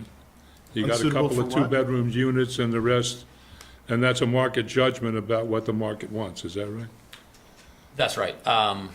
This is, I think, a similar layout to the units that had existed at Larkin Terrace as far as square footage. In a lot of ways, they're very similar units. So we think that market still exists. We think we're trying to serve that part of the market. Very strong market. We believe there's a demand for like a millennial generation looking for places that are close to public services, small in scale, and Low energy burden. what's that? Low energy burden. Yeah, absolutely. Frank, I was pushing for all studios. I was told I could be wrong with going that far, so we added some. You asked how we got here. We added 2 bedrooms and 3 bedrooms, sort of as the design went. I was pushing for an all-studio building. And the middle units, so going back to that layout, the middle units that are kind of blue and green are the studio units, right? They are, yes. Yep. There's Polish. 33 total of the studio units. So those are all along here. The 1-bedroom units are back in here, so there's a bedroom which is separated off from the main living space. And then I think the 2-bedroom unit is there. And they're all 1 story, right? All 1 story, yeah, they're flats, yep. I assume there's an elevator in there. Well, they're a small unit type even for the 2-beds, right? I mean, I'm looking at a 661 square foot. Absolutely, 2-bed. yeah. That's a tight little 2-bed. Yep. I can see how it would work. Yep. Yeah. So, shall we dive into staff comments? Other comments before we do that? Okay, first comment is the building height. If you'd step us through the staff comments, please. Yep, we're proposing a 4-story building. Total building height is to be 47 feet. Allowable is 35 feet within this district. We had, I don't know if you have the view from Shelburne Road intersection of Fayette Drive and Shelburne Road. Picture? Yeah. So this is a picture taken of the location of this rendering. So you'll see, no, it's pretty loose rendering, but this is the outline of the Concentra building, and Zen Gardens is right here. And we will see a portion of the top floor of this proposed apartment building from the intersection taken right here. It's all dug up at the moment, but the intersection where the signage is for Fayette Drive. Views from Citizens Bank location and McDonald's, but it's pretty screened with trees, so it's hard to get a good visual from that perspective. This is probably the most representative of from a public way, I would say. So we're looking from in front of Zen Gardens, so to speak? Yep, the Zen Gardens entrance is right here. It's the end unit of the commercial building. And then you'll see just the upper part of this upper floor, the 4th floor of our proposed apartment building above that. And behind that is tree line? If you go to the picture up above, if you just scroll down just a We little have bit. drawn it as trees, right? Yeah, I mean, there's actually trees in front of it, which are represented in our graphic, but this tree isn't going to go anywhere, and it's going to screen much of it anyway. So So you want to go 12 feet higher than currently allowed? yes, Yep. yep, that's what we're requesting. Yep. As I read the staff notes, it does seem to make sense to staff because there's kind of a drop-off, and so it actually isn't that much higher than Correct. where Shelburne Road would. That's part of our calculation as well. Any other comments from the board on building height waiver? No, I'm looking at the Google Street View, and it's pretty well landscaped, including out front by McDonald's, all that. Yeah. So frankly, I can't see those buildings from the street, so I think you'll see them on Fayette, but I don't think it's significant. That's exactly why we took the picture straight from the street, the Fayette Street. It's the only place you could see it, Yeah, great. worst case. Let's see, next comment, open space, looks like these coverages are within the allowable range, so I think we're okay on that. Parking and Do circulation. you want to talk about the front yard setback and front yard coverage waiver requests? Yep. Are you talking to me, Marla? Okay. Collective view. Collective view, okay. In order to stay within the coverage requirements and the existing parking lot footprint, we're proposing that the building itself, front elevation be 8.5 feet from the property line. There's adjacent buildings in the area which are similar in nature in terms of their respect to the road. And we also there's a 30% allowable front yard coverage requirement in this area, and we're at 38% coverage, 38 and a percentage beyond that, for total lot coverage within the front yard setback. So those are two things that we'll also have to discuss. We think it's more progressive approach, having the building up towards the street frontage, tree-lined areas being proposed, as well as a sidewalk in front, which connects properties to the north, as well as back towards Shelburne Road. And we have an entrance off of that sidewalk into the main building, into the lower level here. We're also proposing screening for the parking lot on this lower level as well. Are we looking at from Fayette Street here? Yes, it is. We're on the kind of the opposite side of the road, the Palace 9 side, kind of from their parking area, I would say. How far will the first floor apartments be from the street if you get your 8.5-foot setback? I'm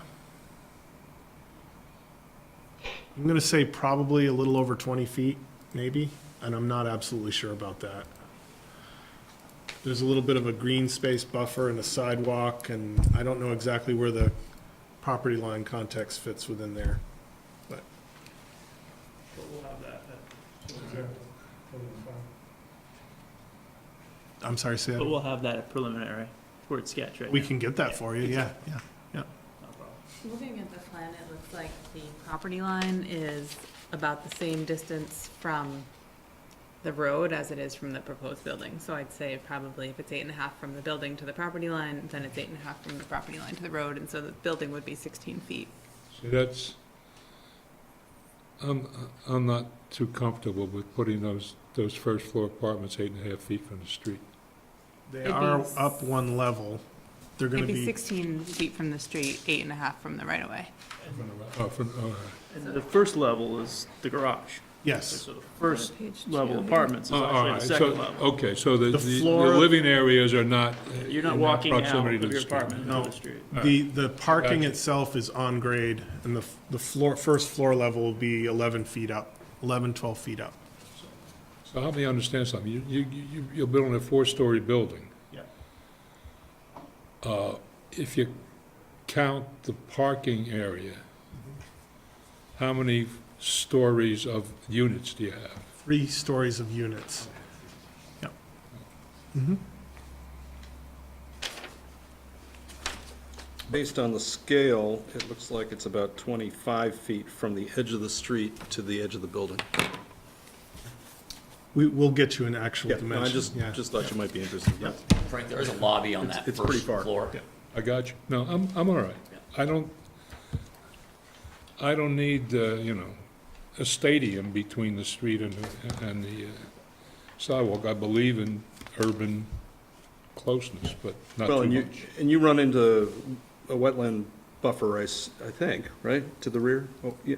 Yeah, if Yeah. you back up to this, we're right up against it with the stormwater retention area, basically, and even, So in order to really facilitate this infill, you've got to be fairly close to the road. But the benefit is that you're running up to lots of excess green space in the back, so you. Right. Yeah. More comments on the setback? Thanks, Maura, I missed that. No more comments, all right, on to the next comment. Consideration.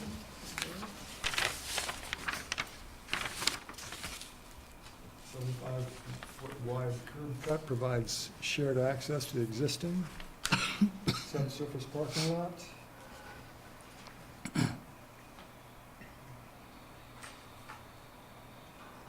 Should I go? Go ahead, please, yeah. Thank you. So the current curb cut, if we can zoom out to the overall of this, just this sheet is fine. Zoom out. Yeah, so we can see. So you can see that the Concentra building and the parking lot and the proposed building will share a curb cut. The city's very interested in seeing the configuration of this be sort of fixed so there's not the safety concern. We've discussed with the applicant and they've indicated some permitting concerns about this. I guess any new impervious is going to trigger an amendment to their stormwater permit. So we want to be sensitive to that and also sensitive to the fact that this PUD is undergoing some pretty major improvements right now. So maybe this application isn't the time to address the curb cut, but we wanted to sort of check in with the board to make sure that we're on the right track in bringing this up, and it's something that we want to track, maybe not now, but as a later part of developing this PUD. Where's the curb? I'm sorry, is it, curb, where's the curb cut? could you pan just a little bit down further to see this area here? Yeah. So part of that discussion was to have this entrance into the parking garage underneath the Concentra building, kind of opposite the entrance to Palace 9, and provide kind of a separate one in, one out curb cut for the parking for this development and the back part of this parking area back here. So it would have entailed creating a green space here. There are some permitting issues, which I think Krebs and Lansing could probably get into more so than I. But we felt it'd be a potentially safer application in terms of separating access into here and here, rather than having one very wide open cut accessing the Fayette Drive. So it's something that's worth considering. I think it actually reduces the amount of impervious area, but there's some stormwater calculation issues which make it a little bit more difficult. Yeah, to be clear on that, so we share the staff's belief that we can improve, there's a lot of ways to improve that access. The challenge, there has been a technical challenge, and we're happy to have our engineer discuss that, and to the extent we can find a solution that doesn't, for lack of a better word, open up Pandora's box of our Act 250 stormwater permit, that we're happy to explore. Comments, questions from the board on that?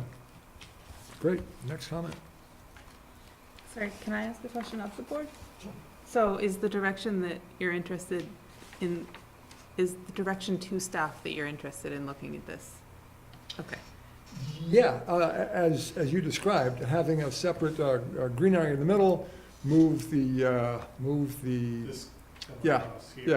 one. Move that one closer to more opposite to the theater park and have a separate one way in, one way out. That sounds great. If we can get that with overcoming the technical Act 250 stormwater stuff, that'd be great. With the understanding that that may not be this application, it may be the next application that's part of this PUD. We're not putting a condition on Right. this project Right. to do It's that. just to, Right. we're on the right track to look at it. Exactly. Okay. right. Thank you. Yeah. You want to comment on anything at this point? Well, everybody's got it right. That there's a stormwater issue, and it shouldn't be part of this application, because I think it muddies this application, but it's a good idea as far as geometry goes, flow goes, that kind of thing. But there's permitting concerns that would just not be a good idea right now. Yep, great. Thank you very much. Okay, next staff comment. Landscape. So, there's another plan here, but there's a lot of existing vegetation on the site. As we just discussed. So one thing we've talked about with staff, and if you could weigh in whenever you'd like, we'd like to obviously count a lot of the existing vegetation that's on the site currently. We've got a proposal to put additional trees along the front streetscape of the building. I guess my first inclination is that the fire department may have some say on where those are located, but I'm not sure. At this time, we're just proposing them. And it's going to be very, very difficult for our application on this site to have enough trees to meet your requirements, your typical requirements. So we may ask that we look at landscape opportunities in the greater PUD, which help us achieve the total landscaping requirements for this project. So we might want to spread the landscaping out. In the greater PUD, you mean someday in the misty future, or to be done now as part of this? To do now, but To satisfy the formula. yeah. But where to locate it, we haven't defined yet. Someday. No, as No, part no, of this, no. as part of this project, yeah. Maybe a few months from now, but now. There's a dollar amount by the formula that we have to satisfy. It's just hard to fit it all in this. Can't spend enough money in that small. Yeah, piece of exactly. land. You'd like Did to you spend have- it somewhere else on that property. There are better places where we could spend There's a color those plan that I dollars. thought was part of the, What is it? Is it a sketch? Is it possible to see, do you have a site photo showing the existing vegetation in this packet? I do not. You can go to like Google. I've got a Google map. Yeah. That'd be easy. We'll get to it later, I mean, you know. I have a don't thumb wanna drive hold it with up to that that. proposed yeah, I have, site plan with, I have the color Solemnly site swear it plans. doesn't have a virus on it? I can't guarantee that. No, really. We can put it on if you want. Okay, yes. This has both the existing position and the double. So where's our building area? Literally right there. Here? No, this thing here, right there. That parking lot right there. This is the concentric well. Oh, all right, okay. I Ton of see. vegetation back there. Actually, that's a good place to put something. Pretty over, yeah, it's perfect. Good info. So this shows the current configuration of the street curb cut and proposed vegetation along Fayette Drive, and here. And again, just trying to get, yeah, go for it. Yep. So to fulfill the landscape requirement, we would be putting a lot of landscaping in front of the building, and then also putting planting against the bare wall of the back of 7 Fayette. That'd be good. And then that is the grassy area that's on top of the stormwater. And then there's a small patio for use over in that area. I know this guy Keith Wagner who likes to put sculptures. How about sculptures? Do you have any kind? Counts as landscaping. I don't know, can hardscape, can land? Board could, the board, I think the board could give some credit for other site improvements that would sort of do the same thing as landscaping. So the board would have to decide that that sculpture is sort of a landscape feature maybe, and so yes, it's possible, I think. Well, I kind of like the idea of more trees a couple of months from now. So the applicant is suggesting maybe putting them elsewhere in the PUD. Doing what? In addition to in addition to what you see Yeah. Oh, this doesn't even get there? I don't think we can. Can't get there. I don't think we can, so if we can't get there on this lot, because the street trees don't count, you know, we're stuck with just landscaping here and over here. If we can't get there, we would be looking to plant it, you know, perhaps across the street in front of the theater, maybe somewhere else. Do you have any plans for street lighting in front of the building? There's existing streetlights. What, big stuff? Yeah. Oh, It was built in the time. what? It was built in the day. Well, how do you feel about taking it down and putting up the kind of stuff that's on Odell Parkway, for example? Like a bollard lighting? You mean like lower pedestrian Yeah, light? lower, yeah, exactly. Like that. Yeah, we have that on the building that's being constructed right now, so. We'll add that to the next version of this. Yeah, because I think there's only one light, you know, it's a tall one right out in front. Frank, the idea of being down the sidewalk. Yeah, make it pleasant to walk down the sidewalk in front of the building. So, I guess, go ahead. is the board open to allowing the applicant to place required landscaping that cannot be planted around the new building elsewhere in the PUD? And if so, does the board have any suggestions where, or do you want to let the applicant propose and then you can review it at the next level? The applicant is busy looking at this PUD as a whole, and I think they'll be best suited in terms of telling us where that might be a possibility. I'm sure Frank will have an opinion, but. I agree with that as a general proposition. I'll save my opinion of what he actually does till I see it. Yeah, I think that's a good idea. I think, I want to talk about something else, because it's with the sketch. Let's plan. just finish this off. I'm Jennifer, sorry. Jennifer and Mark? I like that idea. Yep, I do too. Mark? Mark, you okay with that? Yep. Okay. All right, Frank. I want to raise another issue. Would you review with me again the size of the units? Yeah, they're 400 square feet roughly is a typical single-bedroom unit. How about the studios? Just slightly under that. All right, I'm going to tell you what I'm talking about here. There is that's really small.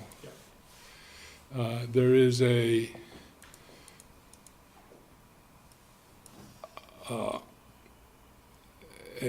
housing, that's the term I'm looking for, a housing quality standard that HUD enforces that I'm sure you guys must be familiar with. That is the minimum qualifications for any subsidized housing, for tenant-based vouchers, for example. This would not qualify for You're under it, that. that's what I'm talking about. That's correct. It would not meet the HUD funding requirements for the size of the unit, but it's also not a subsidized. No, I get that. I'm trying to put you in a position, I'd like to see the building in a position where it could be. And I'm resisting your 48 units for that reason, and only for that reason. Or if you want to state it dramatically, there's only a few people in the room. You're below the standard that at least the government thinks is safe and decent housing. There is a threshold that HUD has established. Under that rubric. There is also, exactly. There is also, we feel, a need in the community, and that people, I'm not going to say a need, but there's a market demand for this style of tiny home that we feel we can meet. I heard you the first time. The size of the unit itself allows it to be a more cost-effective approach. Yes. Said if it were a closet, it would be still more cost-effective. It would be, yes. Yeah. I mean, So we've gone through and actually built a unit. There's a mocked-up unit within another property of this base model here, and we've all walked through it physically. It is a small unit. You can look at it in context of a hotel room size unit. But there are amenities within. There's small kitchenettes. there are amenities and built-ins that we have to accommodate that type of usage. I guess I'd like the board to think about whether that's, keeping in mind, you know, what the standard is for, without so much regard, with a little less regard for the market and a little more regard for. I'm sorry, Frank, so a studio apartment size is what is required at what level? What's the size?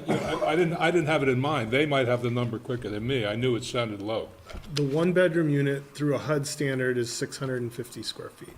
And is there a studio standard for HUD? I don't recall I what it think- is offhand.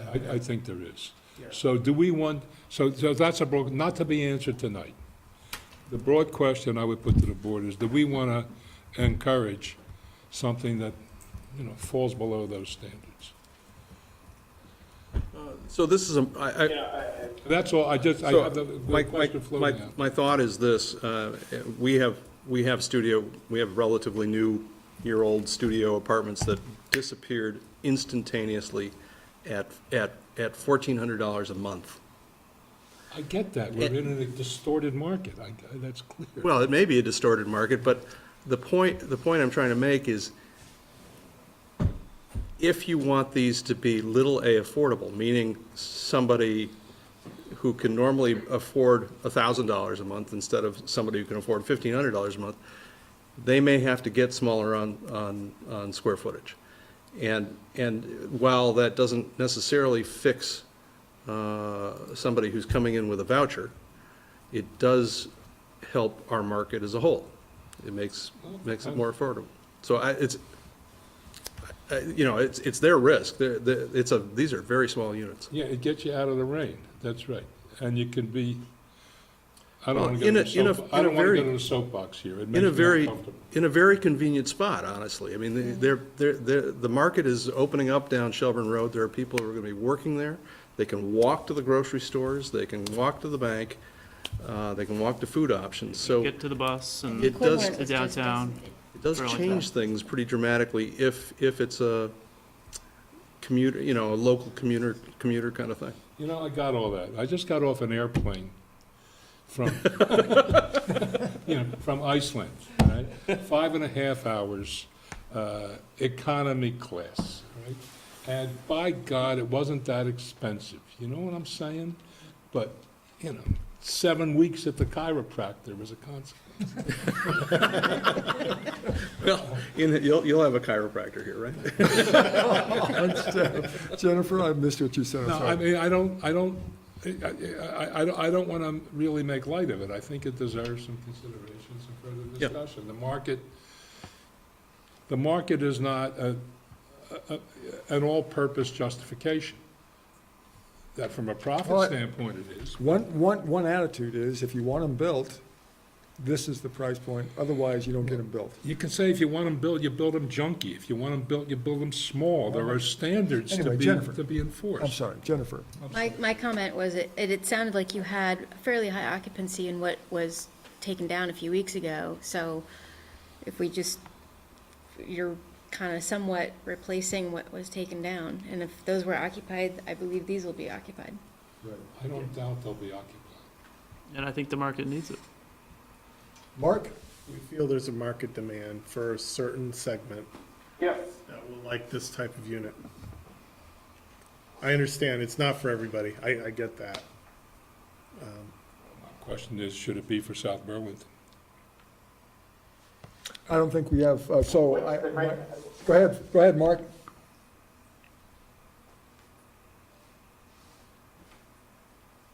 Hello? Mark, Go we ahead, can hear you, please. go ahead. Okay, all right. While I agree with Frank in terms of the fact that these are very small units and there are some standards, but the standards do typically apply to public housing where you are getting subsidies and you're providing public housing, or, low income, subsidized, housing with a big A affordable. These are market units. It's something that's going to be new to this market. And I think it's a good product, because I think it's the best attempt to do a market rate product that provides a middle A affordable product to a market that needs it. And I think they're innovative, certainly innovative and unique, and I'm interested to see what the market tests out at. Agreed. I agree. It's a 4.5 tatami mat size in terms of Japanese living. I mean, we've done a little bit of research into these. They're popular in the big cities. I take San Francisco, for example, which has an enormous housing affordability crisis, where these are becoming quite popular. And there's certain key things that you need to do to make them comfortable to live in. They actually have a quite comfortable ceiling height, lots of glass per square foot of unit, and you have to look closely at the built-ins. It's fine-tuning the amenities within the unit. So I'm less concerned with the square footage than, I think about common space and, Yep. and communal activities that people can access, They're- so they don't they feel need like a they're in relief valve. They need a place where they can go to get out of their apartment. And you're right. And we've talked to staff about where we can provide that. We haven't defined that clearly in here, but having a common space That'd be something for I'd be them looking to for, go input on to. that. Not only that, but the outdoor space as well. So You don't have any room? I mean, I don't see any room for common space. there isn't. We've had the discussion with staff with the opportunity to look at possibly replacing this end unit on the first level with a common area space that could provide kind of a little relief valve for getting out of your unit. Still within Could the you building. do a roof deck? We could. We'd have to bring the elevator access up to that roof deck and stair access and such But there's a outdoor patio space on the, over here. over there that we Yeah. decided, that was the direction we went with Yeah. instead. Better idea for fires. Yeah. Is this pet friendly? I hadn't thought about it, but, Well, that would just- Small pets. Really small Animals. bit. One's in cages. On wheels. And bike storage, of course, that'll be an issue. Yep. Yeah. Stretch energy codes, all that stuff. Yep, that's the plan. So good quality, just small. Yep. Let's see. No, we don't have any control over quality here, do we? No, I try and influence him wherever I can.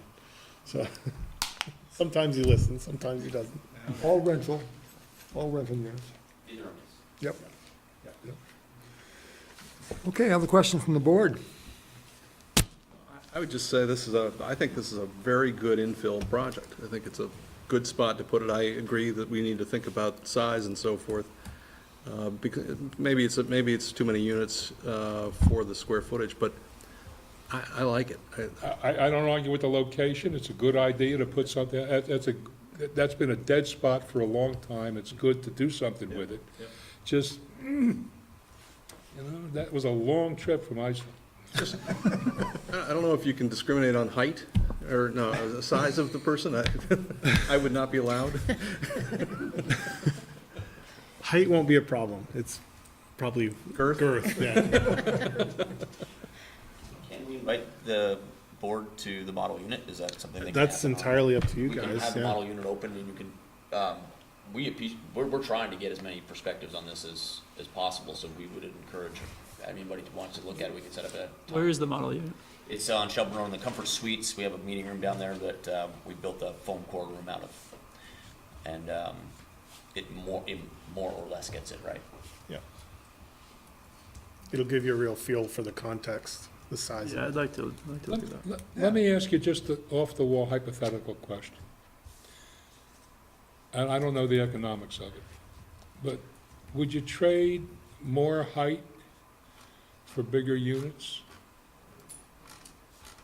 What if you went to 60 feet? Because frankly, I mean, based on the site and what I've seen so far, I'm not sure I see the harm in that. Yeah, I mean, you're building more building, so the cost per unit will go up. It's just, I know what you're saying. I don't know if it maintains that small a affordability model when you start increasing it. And I like that you don't really see it from Shelburne Road because of where it's hidden now. It's getting another however many feet above that might be a little more obvious. I'm comfortable with. So, yeah, if we could drop by and take a look at a mock-up that you've got, I think a lot of us would be interested in that. Is it possible, it exists now It does, yeah. at the Comfort Inn? Comfort Suites on the Shelburne. Just walk in and ask, or what? There's a 24-hour lobby, and I'll make sure that the desk clerks know that we're having walkthroughs. What do you have there, a studio or a one-bedroom? Studio. We built the smallest unit. And we need to not go as a large group, right? We need to not go For as a several large group. reasons. Or give notice, yeah. That's great, so Comfort Suites, Comfort Suites. 1712 Shelburne Road. Is that the same as the Sunset? Or is that That's where the Sunset Same as the Sunset Ballroom. Yeah.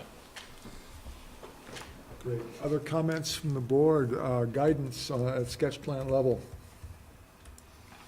Thanks to staff very much for what you did on this. Great, so I think we're done, we'll see. What, Oh, very last. This is a true addition of 48 units to what was your existing PUD, right? So we haven't touched at all on traffic. Is there does staff have any concern about traffic? Not at this point. They're going to be updating, they're going to have to update the traffic study that they presented for the Larkin Terrace building. Also parking and traffic, those numbers will have to be updated.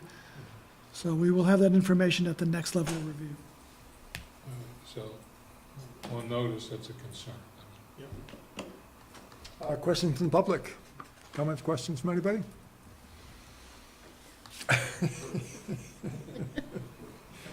Thank you very much. We won't have to close this, so we're all good. Thank you very much. Thank you all. Thank you. Thank you. So, I saw minutes. I did not see. I saw No mention of minutes. Oh, you want that back, yeah? There were no minutes. Yes, it's probably fine. Okay, very good. So I think that is the end of the meeting. We are hereby adjourned at 9. Well, wait a minute, other business? Other business, thank you. Okay. Other business. The planning committee, the joint planning commission, or the planning commission consideration of the amendment was postponed till the 16th, but since I had set that time aside, so I showed up anyway, and I had a conversation with the 3 planning commission members that were there. I made my argument. I'm hoping you will show up on the next, give you a long song and dance. Bill knows where this is at. You've been following your emails? I haven't been copied on them. I don't think I've been copied on them, I mean, since the discussion. I haven't had anything since last Tuesday. Yeah, we saw it was canceled last year. Yeah, we got- Well, I've been having a back and forth with Paul. I thought he was supportive by the time we got through at the, but yeah, but it's just a little bit like Donald Trump, you know, it's a moving target, man.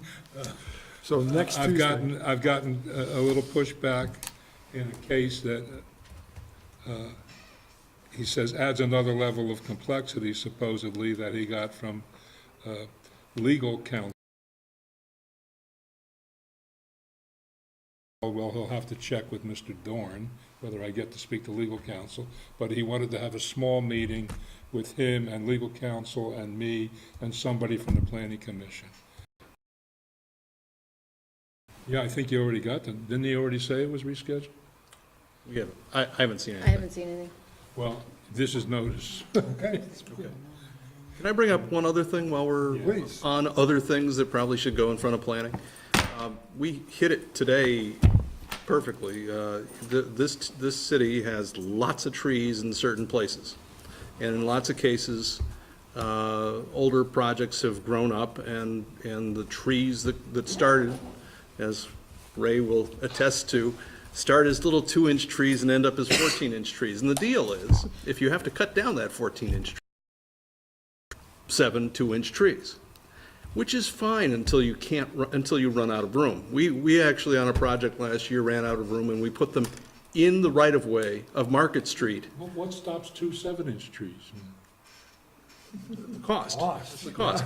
And honestly, if you look at the projects and said what's approved was a 2-inch tree.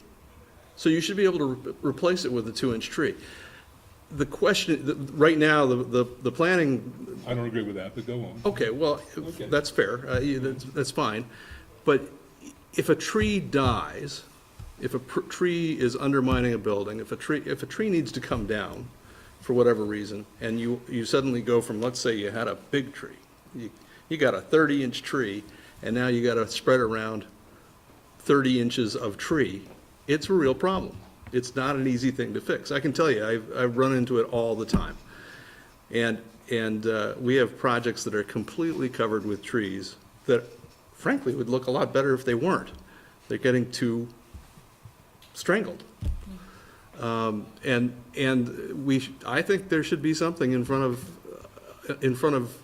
the same manner as people are coming to us and saying, can't we get credit for saving the trees that we have and not necessarily have to put every last tree on as long as it's well landscaped? Why shouldn't we? And I can tell you the reason why. Planning hasn't approved it. So An alternative mitigation effort, not saying you're not gonna do anything, but you're saying rather than build 14 trees to replace whatever, you could do. I don't even know if you need to mitigate it. If it's already, if you've built a project that is well covered with landscaping and is attractive, there actually comes a point where it's too dark. Diminishing return. You're making a mistake. The project gets hurt by it. There's any number of reasons not to do it. And so you're adding trees where it might affect traffic. So what I would suggest is we've got an arborist. There aren't a lot of towns that have an arborist. And if an arborist came out and said, yeah, this is a well-landscaped site, plop one here, and one there, and we'll be all set. We should give the response, in the same way that we give the fire department or the police department or whoever the ability to look at something and say, yeah, that's enough. We should be able to do that with the arborist. That makes sense. I don't disagree with that in principle. The problem is always in the details. Okay, what I'm suggesting is that we should bring this in front of planning in principle to get them to figure out in detail how to deal with it. Because it's not our job to write it, it's theirs. But there's a problem right now. And it's not a problem every day, but how many times a year do you think you run into this?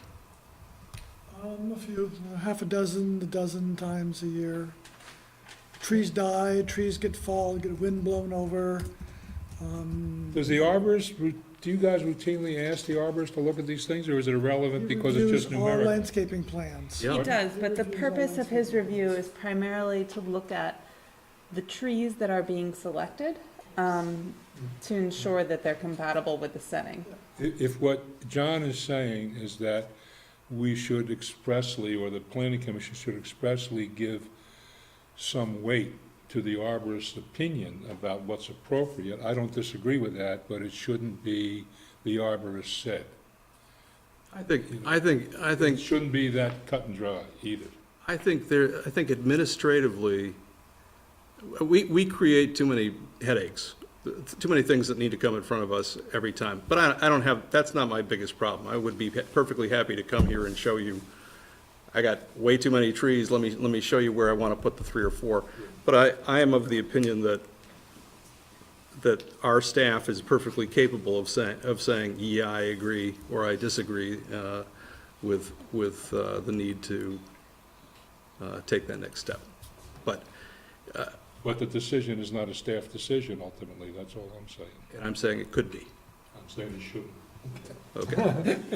All right, that's the planning commission thing. That's a planning commission thing. All right, well, I agree. I think we should bring it before the planning commission and see what they say. I understand they may not have time for it this time, but I think it should get on the list. Yeah, Noted. cool. Meeting is adjourned at 9:19. Thank you all. Good night. Night, Mark. I'll, yeah. Oh, yeah. Forgot we had it. Sorry. So this was the new staff notes format for 7 Fayette. With the project history and context and, yes, Yes. more readable at all? So absolutely. Whether, Well, I'm concerned about Did you even notice? I noticed it was good. I didn't notice it was different per se. But you know, I go down, and there's all sorts of 300 unit stuff, 300 foot stuff. And let me put it this way. Put it this way. The tenements in New York and the tenements on Battery Street always found the market too. Now, what did you think?